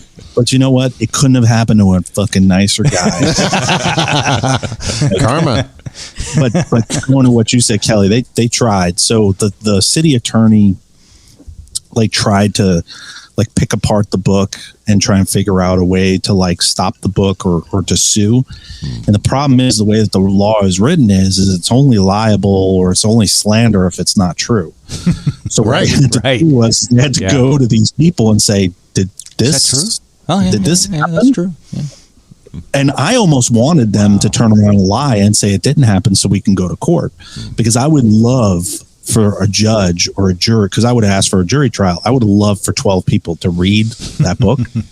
They would have come back after it's a short book. I wrote, so it's almost like a coloring book. Large print. Yeah, very and that was double space. That was the thing, Jeff. That was the only thing that my department could make fun of me about, was that I double spaced everything, and it was every large bathroom font. in America right now. Right. And they were like, "This guy, he can't even fucking write a real book." Okay, but it sells. So yeah, I wrote a book and you didn't. And guess what? I'm happy now and you're not. And now I'm driving this Toyota Corolla, 84 Toyota Corolla. And you're listening to every podcast that I record, and you're reading my book anyways. I am comfortable enough that when I do finish the part 2 to the first book, which has been going on for way, way too long, when it is done, I am going to tape the promotion video in front of my old police headquarters, and I haven't been there since I haven't been to that city since my last day. So 2 years ago. I think the Shield Within is available. That let us know. Yeah. We will broadcast live from the steps. Now we're coming down. We're dressing up in cheerleader outfits. Yes. Pom-poms and everything. I mean, Spanks and everything. That's fine. I'm good. All right. Let's do it. As long as we get Donnie to go. As time goes on, and we talked about this when I was on your show the last time, and Dr. Dave and I talked about it, which was I'm not angry anymore. Yeah. It's funny to me now because my life is in a good place, my family is in a good place. My marriage is at its best place that it's ever been in 25 years. Awesome. Nobody likes to show off. Yes, we do. You right now. You go. That's marriage. That is awesome. I'll tell you this. If you would have told me 3-4 years ago that'd be the case, I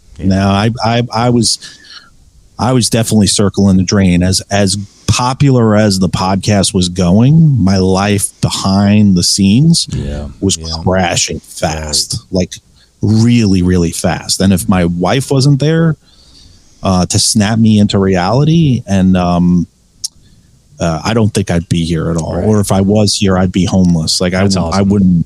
Yeah. It was so fucking bad. The show was doing so good that it was getting good notoriety, and it definitely changes the way that you focus on things, and it changes the way that you are. Yeah. And then I'm glad it happened, because now I look back and I don't allow the show to get to that point anymore. Yeah. Yeah. That's awesome. And it was getting bad. It was getting really, really fucking bad. But I'm glad that, I have a family to stick behind me and everything. But the bigger thing is I love to do shows where, Mark was a fan of the show and then created a show and then has a great show. Thank you. And we can make an announcement now that we have decided to join forces to do a new show. Join forces. Give it up. That's right, everybody. Here. So that is one of the big news announcements is that we will have a new show that's coming out called Off Duty and On the Air. Yes. And it'll be the Kick-Ass logo too. Kick-Ass. Yes, I Kick-Ass enjoyed logo. It's going to be a lot of fun. We'll have guests on, but I think more than anything, it's going to be kind of like you just got done with your shift and you go to the local bar and you just throw them back a few and it's a safe zone. Yeah. But it's on the record. Like the shit that we're talking about is real and live and it's not bullshit. Right. It's legit. And I'm looking forward to it. I think it's going to be exciting. It'll be a different kind of way of doing things and who knows? The roll call room eventually is going to end. I just don't know when it's going to be. But it's such a good it's such a good venue, Nick. Right. So I hope it doesn't end, but all good things do come to an end. It's almost ended a couple of times. Well, I know. And I'm like, goddamn fucker, you gonna put another show out? I need you, man. Come on. And I think Dr. Dave can speak to this. I think this goes back to like leaving law enforcement is that I almost feel like closing the Roll Call Room podcast would be like letting my old department win. Like I feel like closing it down would be another way of them going, okay, now he's not talking. He doesn't have a public forum anymore. Right. But that's not the case. Right. Well, but we're finding other avenues and off duty and on the air is we're he and I has been talking for a while about this, and of course we've been brainstorming with the group off air is let's talk a little bit more about the recovery side. And I brought that up. I did a story with Channel 19 out of Cincinnati about the stellate ganglion block, and Nick, you are so spot on is talking about what we went through and not being angry. Yeah. It's hard. Hard. Well, like early in this show, we're talking about, goddamn, this is what I want to do. Yeah. I ate, slept, and shit being a cop. I mean, Kelly, am I wrong? Yep. No. Yeah. Look at my house now. It's full of fucking challenge coins and cop shit everywhere. Stresses me out. Yeah, right. I'm like, I love this. And Kelly still calls me Sarge. So, but that's not bad. I mean, that's respect, cool. She's like, I can't. She called me Mark the other day, and she's like, that just feels so awkward. I couldn't do it. I couldn't. Yeah. Like, I'll tell you this, Kelly. I don't think you probably do, but you being around Mark or you sticking around with Mark has more power than you'll ever know. Because as a sergeant, I supervised a lot of people, through my career as a sergeant. I saved a lot of jobs. I swept a lot of stuff under the rug. A lot. What we do, isn't it, Jeff? There's a lot of people that are still in my department that should be fired, and not in a bad way. And not sweep shit under the rug. That was bad. Just I did. Little shit. So, I did. There's only one person out of over 40 people that I've supervised that still talks to me. Wow, and that hurts like hell. Yeah. Because it would make it a lot easier for me to digest, or for my family to digest. I mean, my wife was with me on the ride along every single day of my career when I was a supervisor. If I was doing an internal investigation, my wife knew all the details. I always told my wife, I was like, I'm investigating so-and-so for this. And she would go, what are you going to do? And I'm like, as long as they tell me the truth, they're going to be okay. Yeah. And these people, those people, the ones that I saved their jobs, the ones that I jumped on a grenade for, those were the ones that stabbed me in the back hard when I left. Yes. That hurt. Right. That hurt big time. Right. Betrayed. And it's interesting to see now that those people are suffering inside of that department. Like, you doing that, you jumping on the bandwagon when somebody leaves in the fashion that like Mark and I left in, it's only going to get you maybe a couple miles down the road. It's not going to get you to the end of the destination, though. Like, no. And I think that's the problem in our profession. We eat our own, and like you being in Mark's life in the fashion that you are. So the one person that talks to me, we text each other every once in a while. It's not very close. I haven't seen him in person since I left the department. So I don't want to diminish him for still being with me, but it still hurts because I had a very cohesive group. I had a cohesive group while one of my officers was dying from cancer. We pushed her. We carried her casket out of a church. Wow. We put her into the ground, and those people don't talk to me. that hurts. Oh man. Yeah. And that's heavy, bro. I think that's the toughest part, was because when I left the department the first time, I should have stayed gone, but I went back because of the clowns, not the circus. Right. And then I left the second time, and these people actually believed that I was wrong. These people believed that I did what the department said I did. Oh yeah, they worked with me in and out every day. Every day. And you sacrifice so much of your personal self for those people, and they're not around when you need them. They don't even know how many times I would hand in an internal investigation to my lieutenant or my captain, and I'd have to sit in that room and get screamed at for fucking hours and accused of covering up for my people, because I was covering up for them. But I took the shot. I should have been a lieutenant a long time ago. Right. I should have been the supervisor of narcotics. I should have been the supervisor of a lot of different specialty units, and I wasn't, because I had a reputation for taking too good care of my people, for looking out for them too much. And those people, those are the ones that hurt the most. Those are the ones where I'm like, but everything comes full circle, because the weird thing is, and maybe Dr. Dave, this you can digest this a little bit, is if they called me tomorrow and said, "Hey, I'm looking for a job, would you help me get hired at your company?" I'll put you in, put your resume in. That's the last bit of help that I'll give you. I won't turn them away. I still won't turn them away. Right. But you don't actively support them either. No, not in one iota. I wouldn't go and call the hiring manager and say, "Hey, go hire Mark for this position." I'll get your foot in the door. That's it. Right. Yeah, I wouldn't hire Mark. Nobody else is either. So I'm glad that you said that, because there's a couple individuals who are getting ready for that transition of leaving their department, and they're so worried about what everybody's going to think. And I said, it wouldn't matter. It wouldn't matter if you left on cloud 9 or cloud 10. They're going to put you in the ground, and anything and everything you've ever touched, it wouldn't matter. It's going to be foiled. And so the reputation and that identity crisis that you have, they're going to help you get through it really easily, because they're going to stab you in the back and watch you bleed out. And there's the cult. And I keep telling these people, I'm like, it does, just leave. Right. Like, prepare yourself and go, because you're sacrifice. Last night, Sarge came to my house. We had dinner and drinks and stuff. And my 13-year-old was just so little when I first got hired. And I was thinking about that, because now my 13-year-old is 6'1" and he's a big dude. But wow. I feel that mom guilt, right? So I have that guilt that I spent so much time at the department when he was so little, that I feel like I have to do this catch up now. And it's that weird parenting thing where I'm like just trying to, bridge the gap that I created for law enforcement.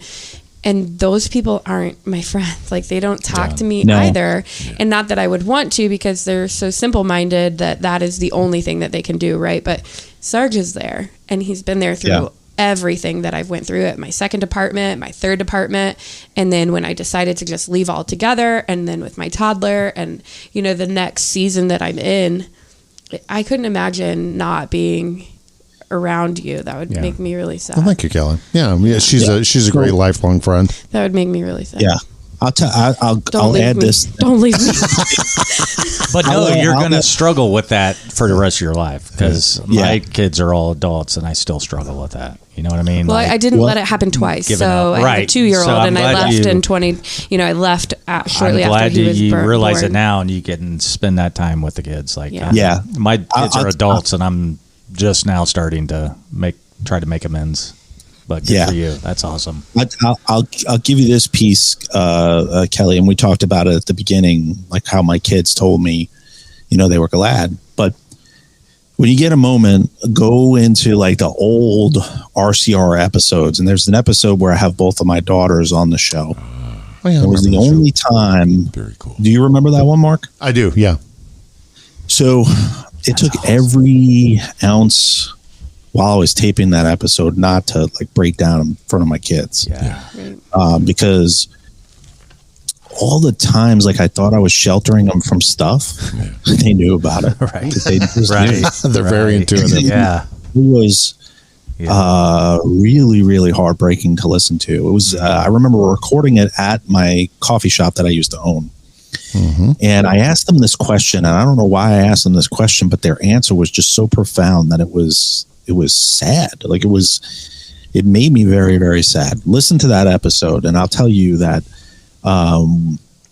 your future with your kids now, like that guilt that you have will residually go away, because your life now is just so much different. Like you're not going to put them through that trauma of being a cop's kid. So you're already doing amazing things with your kids. Like for me, I have a 20 and a 17-year-old. So they're kind of already, older, like kind of like Jeff's kids. They're kind of older. But I'd give anything to get 10 years back. Right. I would give 10 years. Oh, amen, brother. Amen. Right. And, but I tell you this, like I said earlier, like, anything that my kids, any events that my kids have, or my wife wants to do something, this job that I'm at right now. Yeah. I know my worth. I know my worth now. Like if my job doesn't want to give me the time off, cool. I'm going to be off. You to decide how you're going to deal with it. I'm letting you know I'm going to be gone. Yeah. I'm not asking. I'm telling you I'm going to be gone. Yeah, exactly. The company that I'm with is so prolifically like family centered that my boss and my boss's boss and my boss's boss's boss would never allow what happened at my old agency happen there. Yeah. Exactly. And my boss knows my backstory. Well, everybody on my team has read my book.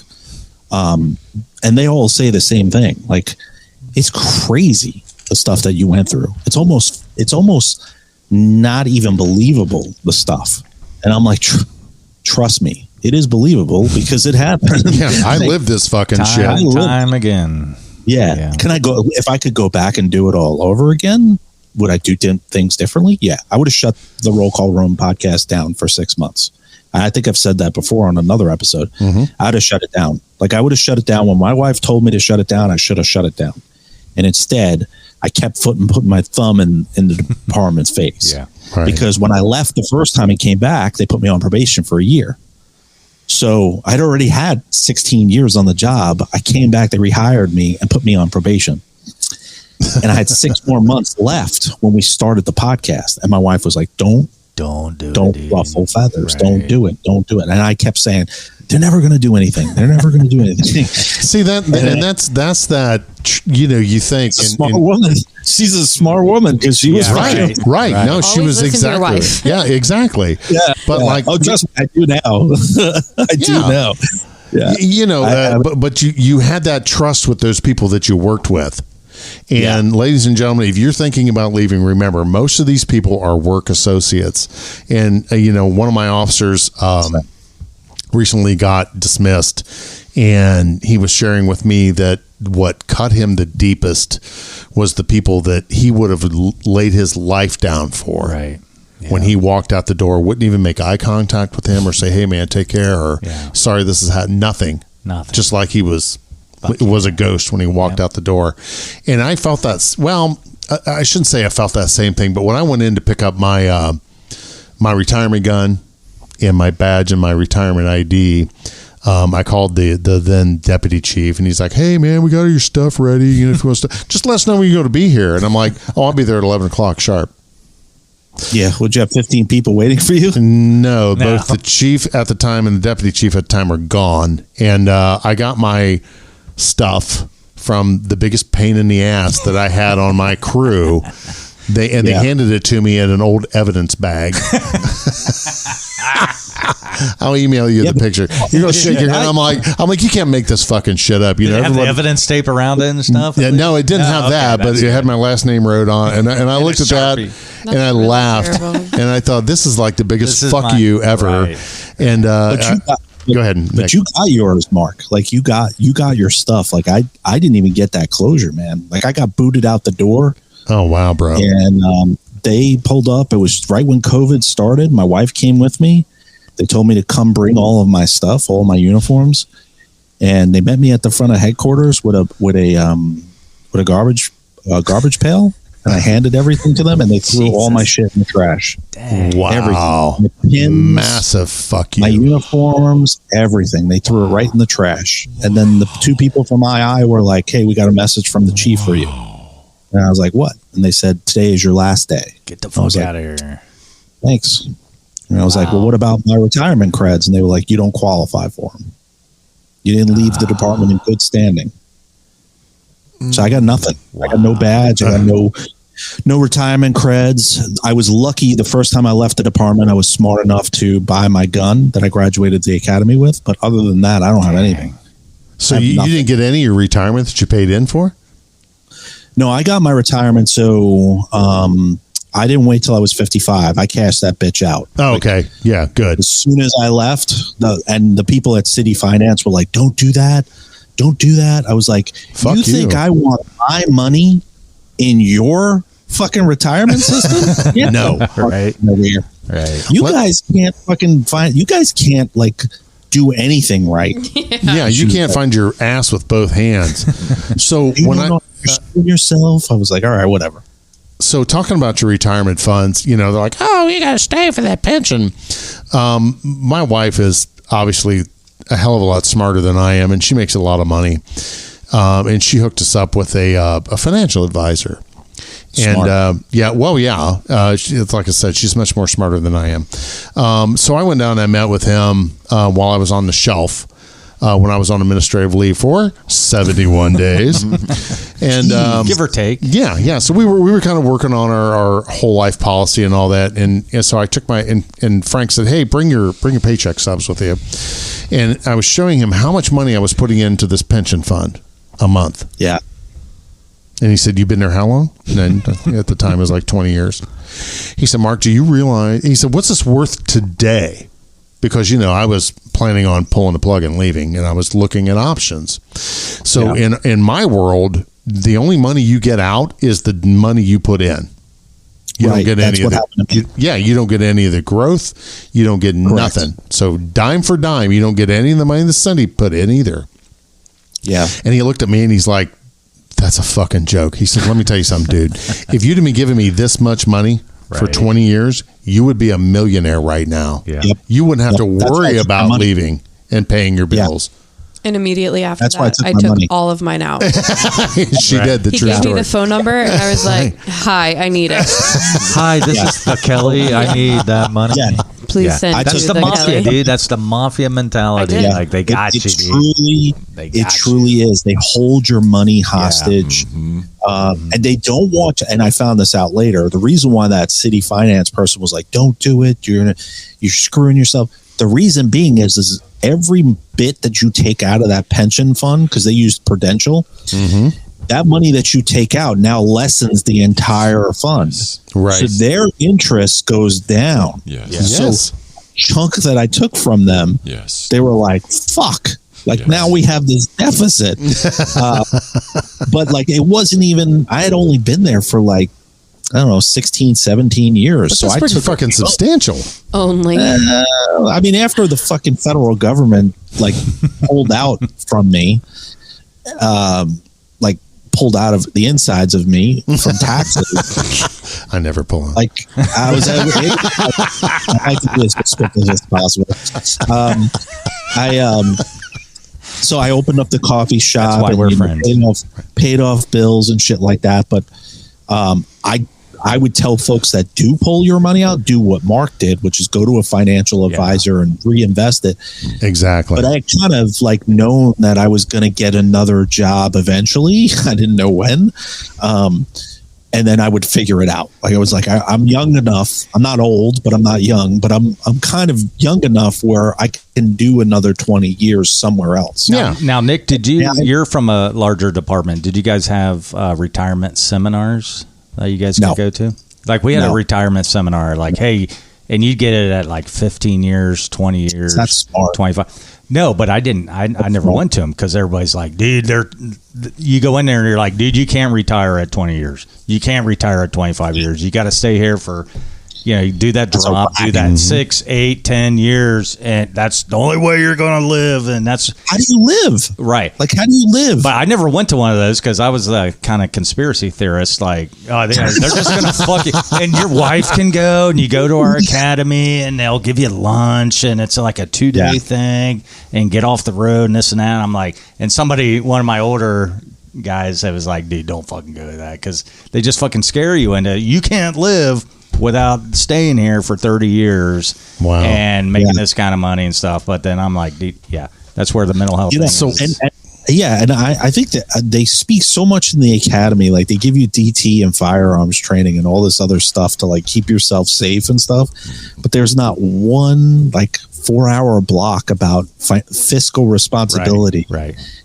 And, oh my God, Nick, that is yes. Yeah. You're a cop, go buy a boat, man. You need a boat. Everybody's got a boat and a camper. As soon as they graduate the academy, you see when they're in field training, they have like a brand new truck or a brand new car. I remember, I think it was our outdoor roll call. Sarge was like, don't buy a new car. Too late. The new guy shows up in a, like, what did he buy? He bought like a brand new 3/4 Mustang. Yeah. That was me. I have a really bad car habit. Me too. So he wasn't even on probation. Yeah. Bought a brand new Mustang $2,500 car payment every month. Yeah, that was me. That was me. And I had to have to work like every day off overtime. Well, yeah, because I didn't make a lot of money before. I was very blessed to do what I did, and law enforcement. You made a good paycheck. Yeah. So why not? Tomorrow's not promised. So, hey, let's live a little. I think I'm the only one that listened. I went to where we buy the police cars. Yeah, where she did. Sarge had a great pin, and I got a really good deal. Yeah. She went up there. She bought a Ford Edge, and she just sold that thing with like a bazillion fucking miles on to one of her her husband's workers. I wasn't one of those fiscally responsible people. That's right. I don't think any of us. Every night in a strip club and Remember the episode about being teachable? I listened. Well, she did. When I left when they pushed me out of the department, and like my financial situation spiraled out of control, like I had to get rid of my house, I had to get rid of cars, and then once all that stuff was gone, then I learned my lesson. Like I was like, I probably was living way above my means. I was doing okay, like what you said, Mark.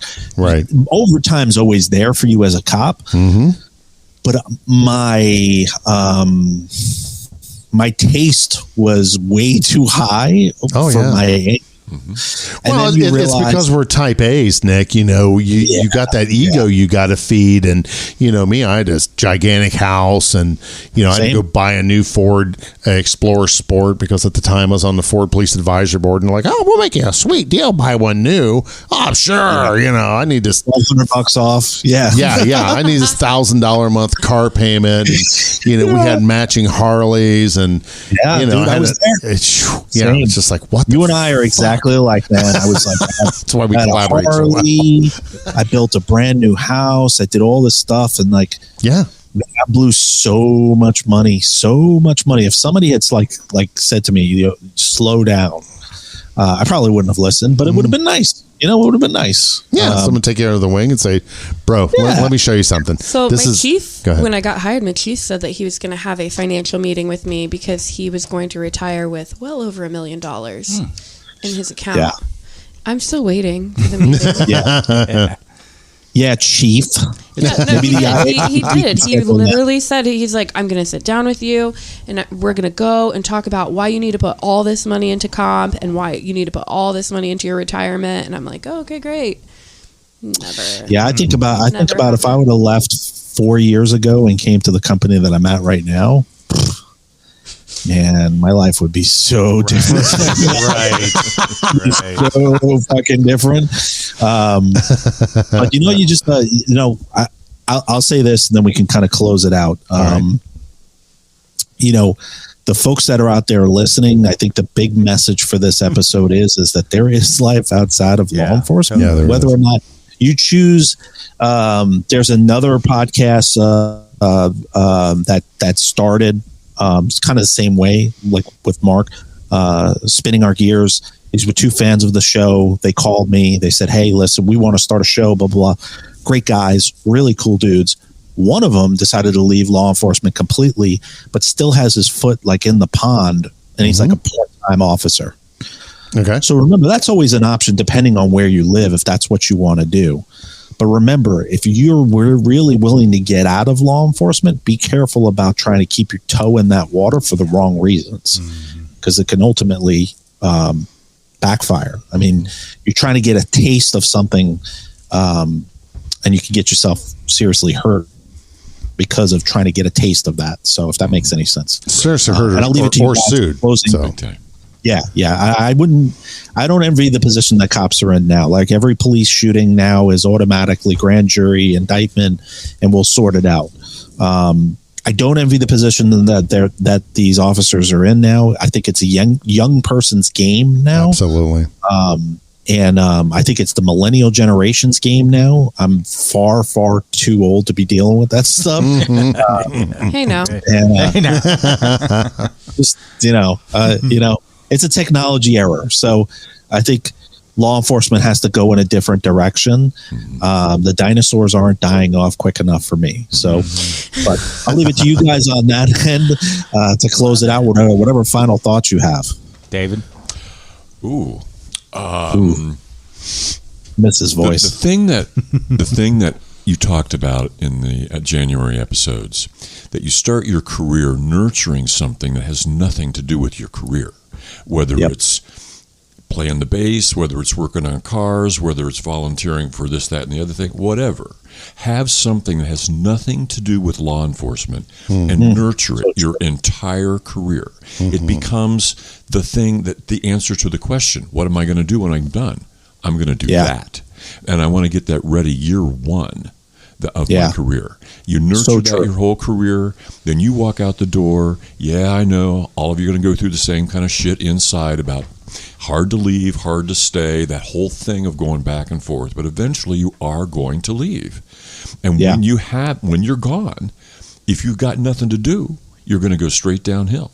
And that's pretty much the same for the dude at Honda, who's working 40 to 60 hours a week, making big cash, really happy to spend it when he gets done, then he dies. Big fucking deal. So nurture something has nothing to do with your job when you start the job. And then when it's time to leave, listen to Nick and everybody else that's sitting here in the room, Mark, Kelly, Jeff, leave. Yeah. That's extremely powerful. I agree 1,000%. Absolutely. Man, I agree so much. I can't even put it into God damn it, David. Fucking amazing. When do we start this OnlyFans thing? Jesus. Holy shit. God, just that short 3 minutes of you talk. Shit, 6 to midnight right away. Right. On your FM dial. I'm open to proposals. Right. Totally. He's like a fucking meditation calendar, like the he really calendar, is. Right. like he's like affirmations of the day kind of thing. Fucking the amazing, cop dude. therapy Yoda. Right. Right. Oh, I like that. Yes. I'm just glad he's on our side. Yeah. See I later with your face. What about you, Mark? What's your closing thoughts? Closing thoughts is number one, Nick. I'm so honored and grateful of the friendship that you and I have. I'm very blessed that we are able to share our message with the world through technology of podcasts. I'm also very blessed and humbled about the people that I come to the studio once or twice a month and record messages for those officers that are sitting there in their cruisers wondering what the fuck just happened to me. Or God, you're not alone.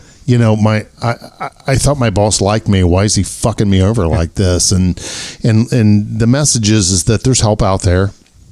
There's light at the end of the tunnel that isn't a locomotive coming at you. There's healing there.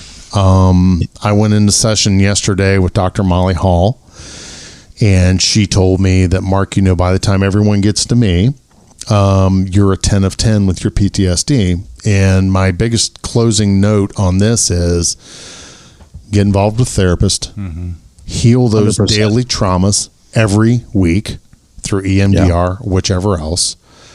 Keep yourself healthy. If you're going to work 20 hours of overtime, you're going to take 20 hours of vacation. Yeah. You have to have, if you're going to survive in this industry, and it is literally like walking through a minefield, you never know where the grenade's going to go off or the mine's going to go off that's going to explode on you. It's either going to be you, the call, your administration. You're on a 3-tiered front to where you need to do self-care for you every day. We've said it on the Shield Within many times. Every day is a therapy day. Yeah. And you need to take care of you first. Yeah. Remember, you're no good for anyone else. You will run into a burning home and drag out 4 people. You have no idea who they are, but you won't take 10 minutes a day for you. Right. Please take that 10 minutes a day. Right on. 100%, Mark. 100%. I'll tell you this. I'll echo on that, which is I cherish the friendship that we have between the two shows and then joining them together. And I kind of wish that for comedic purposes that we can share our text messages between each other, because not only are they absolutely hysterical, they're highly illegal. Illegal in many states. That's right. Mark, do you want to tell them what I text messaged you today to start? Out of brand? Yeah, I said, hey man, 5 minutes. He's like, close or no close? And I said, well, Kelly's here, so your call. And he's like, no close. I hadn't talked to Mark in like a week, like text message. Out of the blue, I sent him a message. Did you know that bulls don't fart? Question mark. I did not know that. No, it was a lie. Yeah, my response was, I don't believe you. For the record, he's closed. Yes, I am closed. Yeah, I did put them on. Once he said Kelly's going to be on, I was like, I got it. Okay, cool. But I'm curious why you guys are naked normally. Notice that the camera stops here. Yeah. Well, Nick, we've been looking forward to this for many weeks now, and like that's kind of got me through this dark days of the winter and the. But we've been talking about that seasonal depression. There you go. Yeah, that's it. But we've been talking about this for a few weeks now, and we got together maybe a month ago and did a couple shows. That was fucking awesome, and so I thank you on part of Dave and Mark and Jeff. Kelly. Get my number from Mark too. I'm always. Oh, absolutely. Yes. Yeah. Is this a work phone or just a personal phone? Oh, this is my personal. Yeah, I just need. He wouldn't asking for a friend. Just making one sure. Like, I got to make sure it's not a. I work for a multi-billion-dollar company and I don't get a phone. So okay, and then, yes, I will gladly get your number. Probably better. I don't want my job to feel ungrateful. But get my number. Yes. I'll text you here in a few minutes. That's awesome. Appreciate that. Cool. Kelly, everything is landing on your shoulders to close out this. Bring it home, episode. Kelly. I know it's a big burden to put on you, but 25,000 people are listening. What do you have to say? No pressure. Well, first I want to say... and we're out of time, ladies and gentlemen.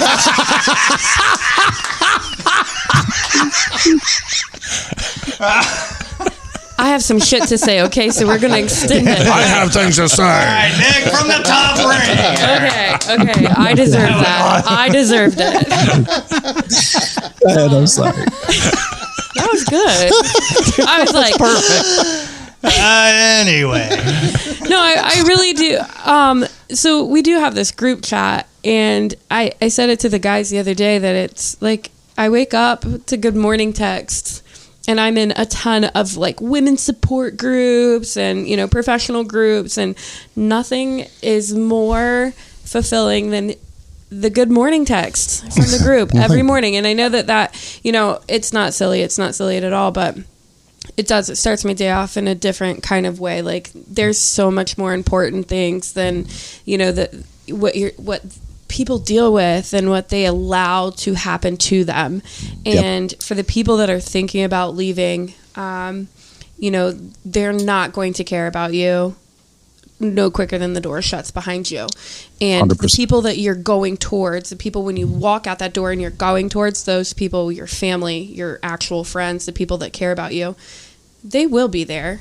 And there are people that will support your decision to leave law enforcement, the cult that it is. I loved it. I loved every minute of it. But, oh, man, do I love not being there. So, you know, the people that are on the line thinking about it, the things that they're telling me is everything that we're talking about. How you don't have the support from the people. And, Nick, I'm so terribly sorry to hear that, you know, they didn't keep the relationship with you. I can't imagine... on that vast level of how many people. But I will say on my personal note, it did hurt my feelings when I left the department, and the people that I was in the trenches with don't talk to me. Yeah, that is hurtful. And, you know, you help them through their own personal development, and you're sitting there helping them write reports, and you're taking, you know, you know, the fall for their shortcomings and things like that, you know, as a team level. And I don't talk to any of them. But Sarge has always been there for me. And so that's just, you know, I'm sure they want to reach out to you. I'm absolutely sure you are a very interesting individual and you have a really great perspective. So I think that's on the, you know, that's their personal level. Yeah. I mean, I appreciate that. I think it's a culture, which is that once you're out, you're out. Right. Yeah. And I think once you're out of the cult, once you turn in your flip flops and uniform and you know your handbook. Who's in flip flops right now? Raise your hand if you're in flip flops right now. I'm in cowboy boots. Are you wearing Crocs? No, I don't wear Crocs. I got a pair of slides on because I just came back from Florida here last week, and they walked in the door and they're like, "He's got shorts on and flip shorts and flip flops." I'm like, yeah, "I'm sorry, you guys." 33 degrees. It's not Florida anymore, Dick. I don't want to brag or anything, but it was 65 here in Virginia. Yeah, there you go. Yes. So, but I'll say this. It was a warm 28 degrees today. It was a warm 28. Hey, it was sunny. It was sunny. That's all everyone in that room, that's your fault for staying there. Right. That's a fair point. That is a fair point. It's not Russia. You don't have to. It feels like Russia. It kind of does, yeah. Did you see the news lately? Do you know what's in our air here in Ohio? We're rolling right off. Governor? Yeah. Stop. I heard. No, actually, I can't do that joke. It's too soon. Even I have limits. However low they are there. Mark, I almost did it, and I would have fired me. Man, Dr. David will write you up. How's that? That's right, man. Former cops can be taught. But I'll close it out, folks. Please check out the Shield Within. They're available on all podcast platforms. I want you to check them out. I listen to them. They're one of the top 5 that I listen to. They're the number 1 that I listen to, and then Spinning Our Gears is the second one, and then it kind of gets fuzzy after that. But I think we're going to do another episode for RCR in the future. We're going to do off duty and on the air, a new episode soon. So look out for that. You can always reach me at nick@rollcallroom.com. And you guys got a website or OnlyFans you want to plug or something? Well, our website is www.theshieldwithin.com. We're on Facebook. If you want to go to Facebook /The Shield Within. Also, if we were going to go ahead and plug our what would you call him? I call him Father Time. You call him Master Yoda. If you would like to work with Dr. David, you can go to lessonslearnedcoaching.com. Lessonslearnedcoaching.com. Got it. And also, we'll be doing cameos and OnlyFans. Right. So, start digging into the cushions and put some shekels. Daddy's got to eat. Daddy. All right, folks. Take it easy and see you later. Good to be with you, Nick. Take care.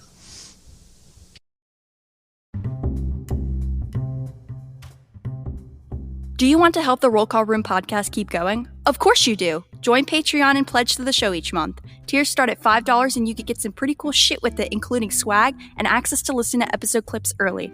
So put that Starbucks coffee down and help my dad keep the show going. Don't be a fucking Steve. Go to rollcallroom.com to pledge today.